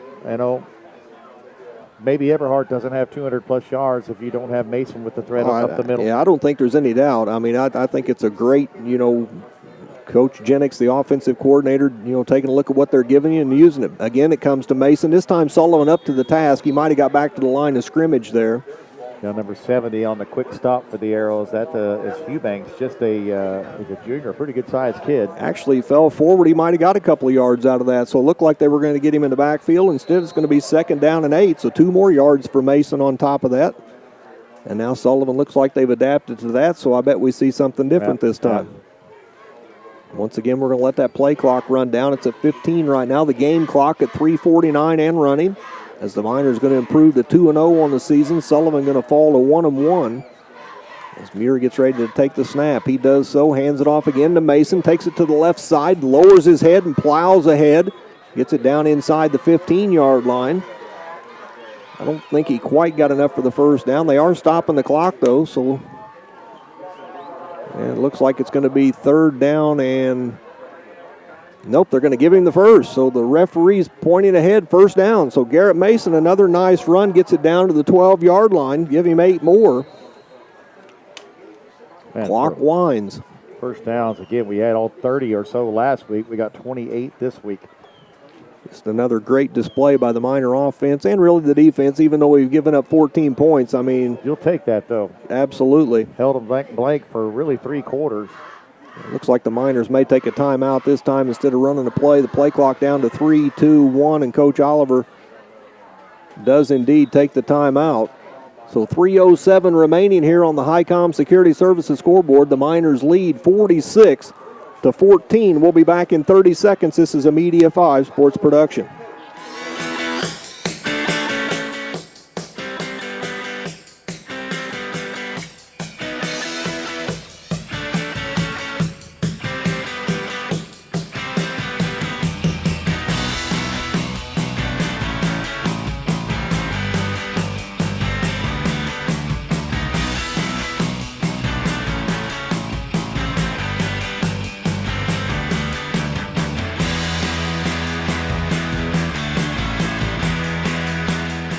Clayton alongside Dan Phillips, and the Linton Miners getting ready to go to 2-0 here as they lead Sullivan 46-14 on the Highcom Security Services scoreboard. And Dan, we get ready for that long trip to Tecumseh now next week and get to go down south and take on a team that we've seen a few times over the years, not on a consistent basis, but we have ran across them a time or two. Now, and you know, we can only hope for the same kind of weather, but it'll be our first road trip, and I see Corbin is in. I think we got the JV in there, so we'll have to get some new numbers. Ball on the ground here on the first play, and Sullivan may have recovered that. Yeah, the first carry of the game is Corbin, and he drops it, and the Arrows get it. So first down back the other direction. The Miners turn it over. See what Sullivan does. See if they're going to put their JV out there as well. I'll tell you what, the blue numbers on the red jerseys for me are really hard to see for the Miners. I have the same, Paul. I might start learning about socks and what kind of wristbands they got. It's about the best way to see it. The ball is it's like about the 12 is what the scoreboard says. So first and 10 for Sullivan at the 12-yard line. Looks like they also are going to put their JV out there with 3 minutes and 3 seconds remaining. So the night over for the two varsities of these two teams. The JVs met the other night. I think it was a fairly close game. The Miners were victorious, but this young quarterback, number 17, I hear positive things up. Jack Connor, he's a freshman. Runner in motion. Connor takes the snap. He's going to hand it off. We'll figure out who the runner is here as soon as we can. A late flag comes in after the play. Maybe a face mask on the Miners. 32, Nathan Queen on the run. He's a sophomore. And we'll see what the flag is. My guess that may be a face mask. That'll be 15 more yards on top of the run there as the run was out to the 14-yard line, and it is indeed a personal foul face mask on the Miners. So we'll have to see who's out there for the Miner defense. I see number 72. That's Ben Burris. He's out on the field right now, along with 27. That's Cody Corbin. 88 is out wide, Alec Mossberger. Try to get some more names of the people that are in there. Number 2, Drayden Ward is out at corner. Yeah, it's essentially your JV, and I had a list of those guys, but I think you're getting them. Jack Connor at quarterback for Sullivan in the shotgun. One back beside him, 2 wide receivers left, one to the right. Connor takes the snap and look to throw, fires it, it's dropped. Had a receiver open, Bradley Calloway, a sophomore, 5'10", 160. Couldn't come up with the catch. It'll be 2nd and 10 for Sullivan. And ready to lay the boom was Braden Irish, number 44 for the Miners. Okay, Trevor Hill. We saw Trevor catch the kickoff earlier. Did a good job. He's out there now along with 67. That's Damian Alsman. Try to get who the linebackers are there. I think one of them is going to be, Irish is a defensive end. It should be Cunningham, number 12 on the left side. Going to get a timeout here, it looks like maybe. So we'll sort through some more of the JV guys. Number 68 I see out there, that's Robert Hecox. As the Miners make their way over to the sideline. Bill Smith is out there, I believe, at defensive back. Down to 2:42 remaining here in the ball game as the JVs have taken over, and Big D pulls out his JV sheet. So always prepared. Don't know for sure if it's going to be who's out there or not, but I know Drake Cunningham is at one of the inside linebackers. Drayden Ward, as you mentioned, is an outside linebacker with Corbin. Wait till we see the numbers. Bill Smith is a safety for the JV squad. So Sullivan brings 2 wide receivers to the near side, 1 to the far side. Once again, that's Jack Connor back at quarterback. 6 foot 160, just a freshman. So starting to groom somebody to take the place of Powell in a couple of years. He's just a junior, so he'll be back again. Cole Padgett, a freshman at linebacker. Snap comes to Connor. He's going to keep it himself, find some running room to the left side. Going to be just short of the first down, I believe. I think it'll be 3rd down and 2 for the Arrows as the ball comes out over the 35 to the 36-yard line. Yeah, he looks composed as a freshman out there. Tackled by, again, Cunningham, number 12, and Corbin, 27. A couple of new guys coming in now. 77 is Levi Gerald's out there on the line. He's a big boy at 6'2", 280 pounds. You got Hill with him, and that's some pretty good size. I know the coaches are hoping that these guys can progress. Handoff comes to number 12. He's got some running room. 42 actually up the left sideline. A lot of running room, and he's going to be finally ran out of bounds at about the 10-yard line. That is Wes Bedwell, a 5'10 sophomore for the Arrows, and he found a lot of running room on the left side against the Miners. Gets it all the way down to the 10-yard line. It'll be 1st and goal for the Arrows. Well, the Miner defense won't like that. 54 yards gets tacked on to the total offense. The Miners have done the number pretty good. Now, people will see that number, Darren, and think, that wasn't so bad. But absolutely. Nice run, and touchdown saving tackle by Bill Smith. It was a nice run as Connor comes back back into shotgun rather, takes the snap, and going to hand it off back again to Wes Bedwell, and he's going to get into the end zone for a touchdown. So 2 nice runs by Bedwell there. Yeah, they may have to think about, or else the JV defense is out there. I was going to say, you may put him in the contest. Impressed with the Connor kid, though. Absolutely. I think he did a nice job on that series there through a pass that was just dropped by his receiver. So 1:42 left in the 4th quarter on the Highcom Security Services scoreboard, and Sullivan makes it 46-20 now on the run by Bedwell. Sullivan gets ready to go for the extra point here. Did you give him on that run? 10-yard run. So Connor under center, going to take the snap, going to hand it off again to Bedwell, and he's going to take it in. So the extra point run by Bedwell as well.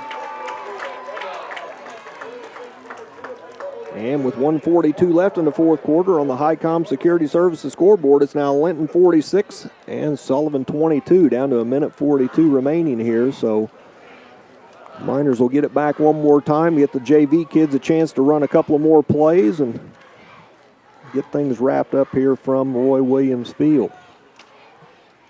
Keep things moving along here. The Sullivan kicking team already out there ready to go. The Miners still huddled up on the far side. They're getting a little bit of a speech to say, hey, let's watch out for the onside kick and not give them a chance to put more points on the board. Sullivan, they're ready to kick this thing. Neil Gamble, their kicking specialist, that's all he's listed as doing is kicking.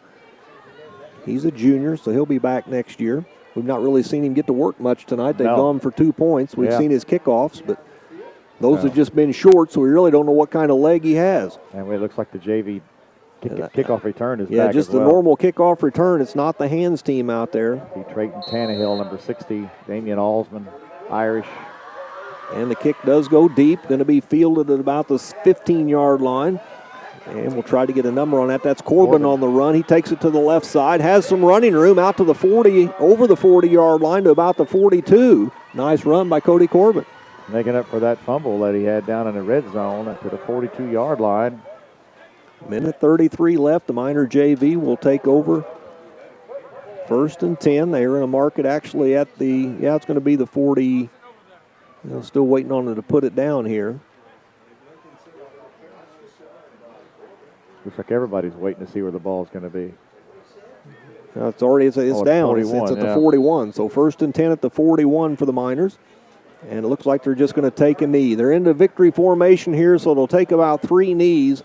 They're up under center, and they take the snap, take a step back, and drop.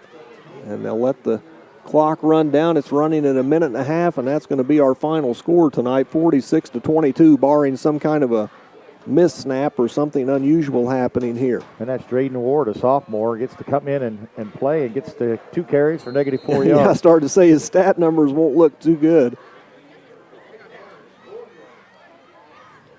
Well, an impressive night again for the Miners.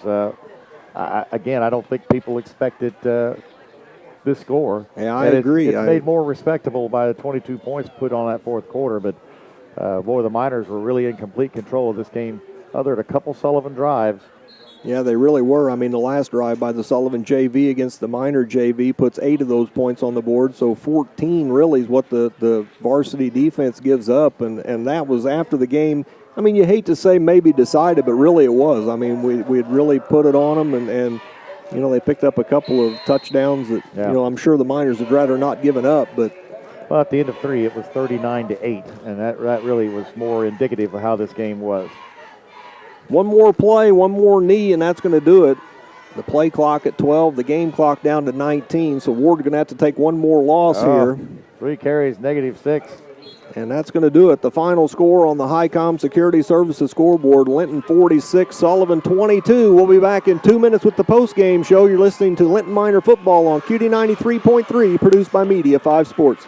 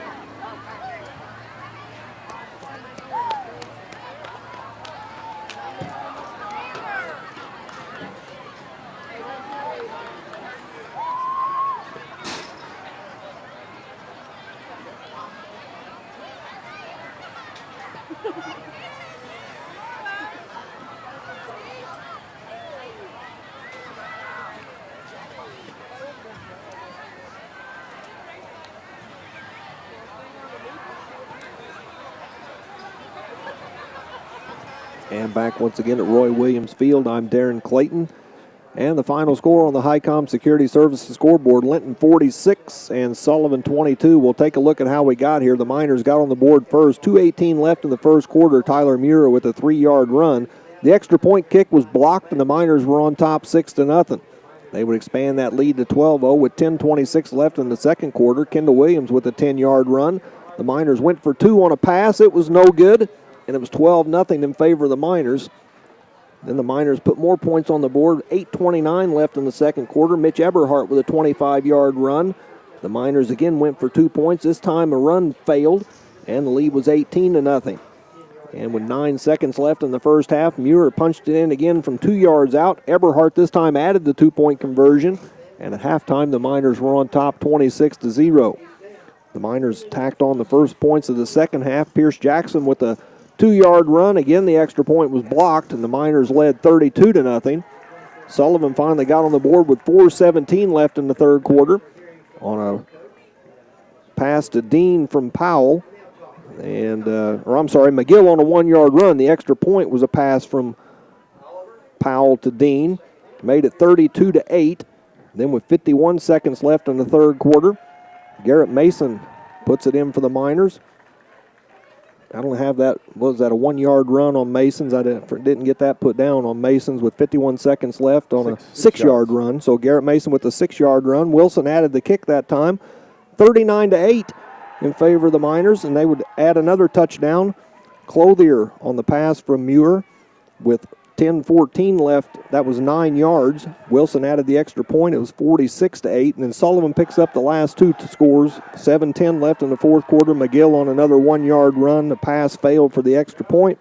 And then Bedwell with a couple of nice runs there from the JV gets a touchdown run of 10 yards and the 2-point conversion for Sullivan. The final score 46-22. And Dan, once again, big numbers for the Miner offense and good numbers for the defense too. Yeah, and you consider that we had a couple of red zone opportunities there, and we fumbled one, and then we kind of had some mix-up and didn't get in. Miners could have put even more points on the board. Taking a quick look at the Miners on the offensive side of things, 442 yards rushing, back-to-back contests now with over 440-plus yards, led by a huge performance by senior Mitch Everhart, 20 carries, 241 yards, a touchdown, backed up nicely by several players, 15 carries, 63 yards, a touchdown for Garrett Mason, 7 carries, 65 yards, 2 touchdowns for Tyler Muir. Pierce Jackson adds 53 yards to score on 11 carries. Kendall Williams had 2 carries, 27 yards in that first half. Overall, the Miners with 7.4 yards per carry, so that's pretty impressive. Passing, the numbers don't look as great, 5 of 12 for 83 yards and a touchdown, but the passes were right there. I think it gave us a positiveness because they were right there. Those 3 catches for Pierce Jackson for 52 yards, 2 catches, 31 for Jacob Clothier. He got in the end zone, which was a nice thing as well. Zach Figley also got thrown to a couple of times, took a big hit, but was able to do all right. Overall for the Miners, that's going to be a total of 525 yards, 28 first downs, 8 of 12 on the third down. Excellent job again by the Miner offense. And then we take a look at the Arrows on offense. 169 yards rushing. Of course, a lot of that came towards the end. 67 yards by Wes Bedwell in mop-up duty. Trevor McGill, 71 yards on 24 carries. That's much more indicative of the night. 3 carries for Dakota Clayton for 16. 1 for Evan Connor for 4. 2 for Mason Dean for 4. And Trey Prowl had 4 for -1. Passing-wise, a vaunted passing attack coming in tonight. I thought we had 1 breakdown we saw. Other than that, 11 completions out of 19 attempts for Trey Powell, 133 yards, no touchdowns, so quite a bit different numbers when it comes to that. Overall, the Arrows with 302 yards, 15 first downs. Again, that's kind of a misleading stat if you look at what the varsity did as well. Quickly trying to take a look at some of the guys on the defensive side of things. 8 tackles. I have down 9 tackles, actually. Pierce Jackson, 8 for Dylan Morris, 7 each. Kendall Williams and Avery Gentry also in there as well. On the Arrow side of things, 10 tackles from Mason Dean, 10 tackles from Dakota Clayton. Almost all of Dakota Clayton's tackles saved touchdown runs. Yeah, they really did. And Mason Dean, again, just a junior. A lot of juniors on this Arrow team, so they're going to be good. You wish them well. But gosh, it just makes my I'm shocked even more by how well the Miners are looking right now. Absolutely. You look at the rushing statistics for Sullivan, and I noticed, 71 yards for McGill, and you think, well, gee whiz, he rushed for 71. It was 3 yards a carry. So the Miners made him work for what he was able to get tonight with that 71 yards. And once again, like you said, misleading because Bedwell throws in 67 on 3 carries at the end there against the JV. So really and truthfully, about 100 yards rushing. And that's somewhat true in the passing side of it. If you think about 33 came on that long pass to Spurlock midway through the fourth quarter. He did have 7 catches, 80 yards, 4 from Mason Dean.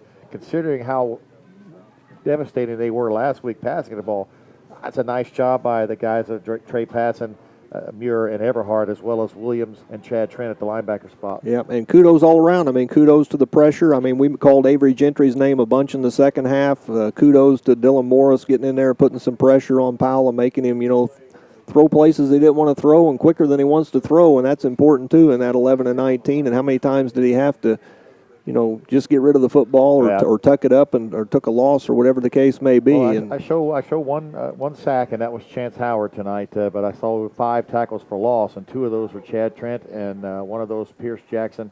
I don't have any hurries tonight, but it just, I think we kind of traded some of that pass rush to have guys back to coverage those multiple receivers.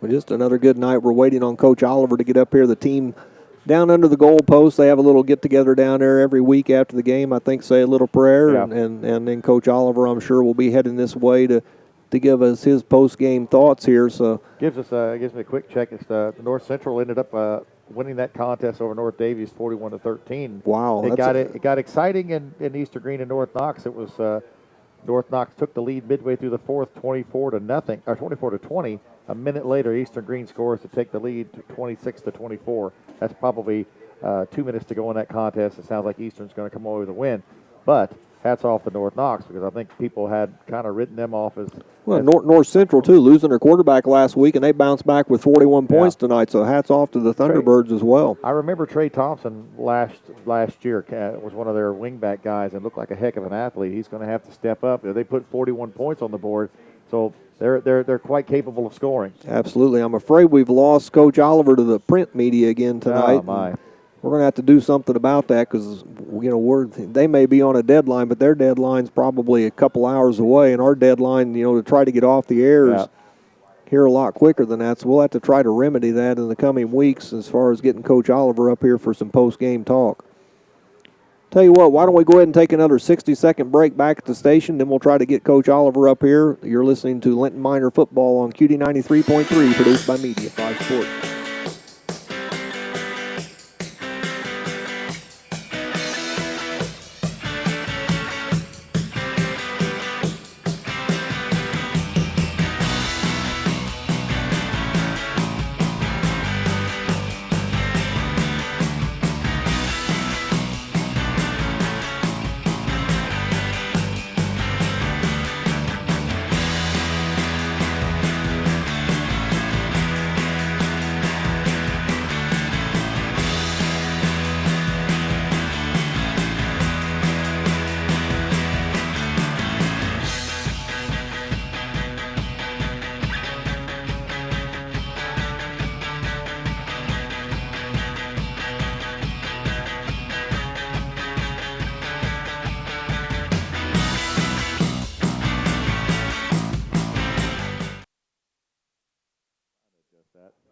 Picture, but And back once again at Roy Williams Field, and Coach Oliver just now heading into the press box here, and I'll let Big D take over. Yeah. Coach, you got to be super proud. Once again, your team comes out. The opening drive by the Arrows kind of moves down the field. We stop that drive, and then the offense takes over. Let's talk about that offensive line. Your assessment of them. You gave them a C last week. We rushed for over 440 yards again tonight, over 240 yards for Mitch Eberhardt. What do you got to say about that? I'll go C+. They got a little better this week. We still got a long way to go. I mean, we was able to make a lot of great blocks. We was getting to the second level. We was able to get a good push off the front line. And that's kind of why we went a little smaller at times in some places. Yeah. But we was able to come out and maintain our blocks, get to the second level at times, and run a lot of that power with Mitch to the other side. They were giving us that, and then they adjusted to it. But we was able to adjust as well. So we still was able to get him quite a bit. Talking about Mitch, a senior, it seems at times when he gets outside, he doesn't run full speed. It's like he's waiting for his blockers to come up, and he kind of makes a cut, then he booms through. Is this something that you teach them at practice, or is it just a natural instinct thing? It's his natural thing for Mitch. You look the way he goes, he's a straight line runner. He's not like Tyler. He's not like Pierce. He's a straight line runner. See, Coach, good luck from WIC. And so he's a straight downhill runner. He's a big, tall kid. He's not going to juke and jive. He's going to get his momentum going. You get in his way, he's going to try to make one little move or run over you. Mm-hmm. So that's kind of what he does. He sets up his blocks really well, and that's the experience of him playing the three years for us. And it's all pieces of the puzzle. Garrett Mason doesn't have the big night, but yet he has about 60 yards or so. Yeah. Explain to people what it means. You'll run the same play over and over to free out the other play. I mean, Mitch maybe doesn't have all that success if Garrett, the threat of him running up the gut, isn't there every play. Well, you look there too. I mean, we're going to run what the defense gives us. If they're going to give us off tackle all night, we're going to run until the cows come home. Right. And we could tell we did that. And then once they started adjusting, we was able to run Garrett up the middle a little bit more. Yeah. But they had those three big guys up front, so it's hard for us to run our traps or things like that with Garrett upside. We try to get him to the outside, but he's not as fast as some of the other guys, so he got to kind of blow up a little bit. We missed some blocks here or there, but our guys are gassed tonight. I was surprised, but we were hurting, but you couldn't tell. Couldn't tell it. And but punishment, I mean, Garrett carries the ball hard. I mean, when he gets tackled, he rarely goes backwards. He's usually putting the hit on whoever's making the hit on him. Exactly. And that's what I tell him. I said, I don't want you juking and jiving. I want you going north and south. You got one cut if someone comes at you. If not, you're a bowling ball. Roll them down and just keep going. Bowling ball. So. Passing game, boy, we were just a hair from he missed passes. Were just a hair overthrown. Put him where only Tyler throws a pretty ball. He does. I mean, we're efficient there. That's the key there. Yeah. We're going to rely on our run, but we're efficient there. And we haven't been able, with Clothier, he missed some practices early in the season, so we're trying to get him and Tyler caught up a little bit there. Mm-hmm. So their timing's got to be there. I mean, they caught at one fade, and a couple of them were a little high or short, but we expect Clothier to go up and try to make a play on those, right? Because it's with this height. Now, he hit Pierce a few times, and Mitch, once again, straight up runner, straight up catcher. He doesn't adjust well to the ball. You got to put it right in his face or right there in arm's length. So, but Tyler, week 2, he's getting better with it. Yeah. Everybody's getting used to it, but once again, you can tell when it rolls out. If it's been a stellar job. I think maybe one time we saw Spurlock get open for a catch, so you got to be proud of your defensive backs. Yeah, that was late in the game, wasn't it? Yeah. That deep pass. Mid-fourth quarter. That's already when Mitch already had 230 yards, so he was gassed. Yeah. We told him to suck it up. It's your last time you were playing Sullivan. So he was exactly out there, right. so he wasn't moving as well as he was early in the game. So the guy kind of got win position, but yeah, we were pretty happy the way we kept him contained. Yeah. Our goal was to confuse him, put pressure, and I think we was able to do that tonight. He had a couple. I don't know how many yards he had passing or anything. He had 133, and I'll take that compared to last year. And that 33 was in that last quarter. Also, rushing the ball, the numbers are going to be kind of off because they came in. But and that was the thing there at the end of the game. You look, I mean, our varsity was driving. Yeah. And then you look, they had a lot of white jerseys. They had their JV in. Yeah. We could have scored, and we wouldn't have benefited from that either. No. It'd been nice to hang 50, but it's not going. Well, it's not worth it. We left a couple scores out there. Got the red zone a couple times. Yeah, we changed some things up there. I mean, we still left a couple scores out there. I mean, those are mistakes that we need to keep working on, and you can tell we improved a lot from last week. Speaking of that, your penalties, varsity-wise, much cut down on penalties, and nothing like we saw last week. And putting the ball on the ground, I think we saw one maybe early, towards the end we dropped one, but that's better than dropping 5. Oh, absolutely. So. And the other thing, talk about. I was going to ask about you had the drive down there and you brought Chad in at quarterback and let him run a little bit of a series. Is that something you're planning on doing here and there just to keep that as an option if something happens where you need it? For the most part, yes. I mean, that's a package we put in. And we've always put that in. That's our heavy. You notice we moved Demo over. Okay. And so we put a big guy, so it's an overload to one side. So when we do that, that allows us to see what they're adjusting to. So our first play, we ran wedge, and Garrett got several yards. Well, then we had I wouldn't say a bad snap, but it was slow. So 40 was able to come off the end and make a tackle. We'll see. Then we should have been able. They were giving us gaps. So we've done this before every year we played Sullivan. Mm-hmm. And so we know when they go, these certain gaps are going to be open if they don't adjust. So basically it's a check call. We go up there and we check to a certain hole, and that's where we're running, depending on how they line up. So that's one of Chad's packages. We can still put Tyler in there, but our goal is to get Chad in there, still keep his experience. We don't want him to get rusty in some spots. That's a lot of thought going into that. We were just thinking, okay, Chad, Tyler needs a blow or something like that. Last thing to talk about, the rushing Trevor McGill, he had over 20 carries, just 70-some yards, and that's 2.2 yards per carry. So another fine job against the rushing attack the Arrows brought tonight. Oh, absolutely. I mean, we was able to keep a really good athlete contained. Yeah. And that was a good thing. And contained in the running and then obviously in the passing as well. So that was huge for us, and that made a huge difference in the game. I mean, I didn't really expect us to come and score 46 points. If I did, I was expecting them to be right there with us. I was expecting to be a high-scoring game if we scored a lot. But we got to him early, we frustrated him, and we was able to make some plays that way. 2-0, Coach, after the first 2 weeks of the season. How do you got to feel about your team right now?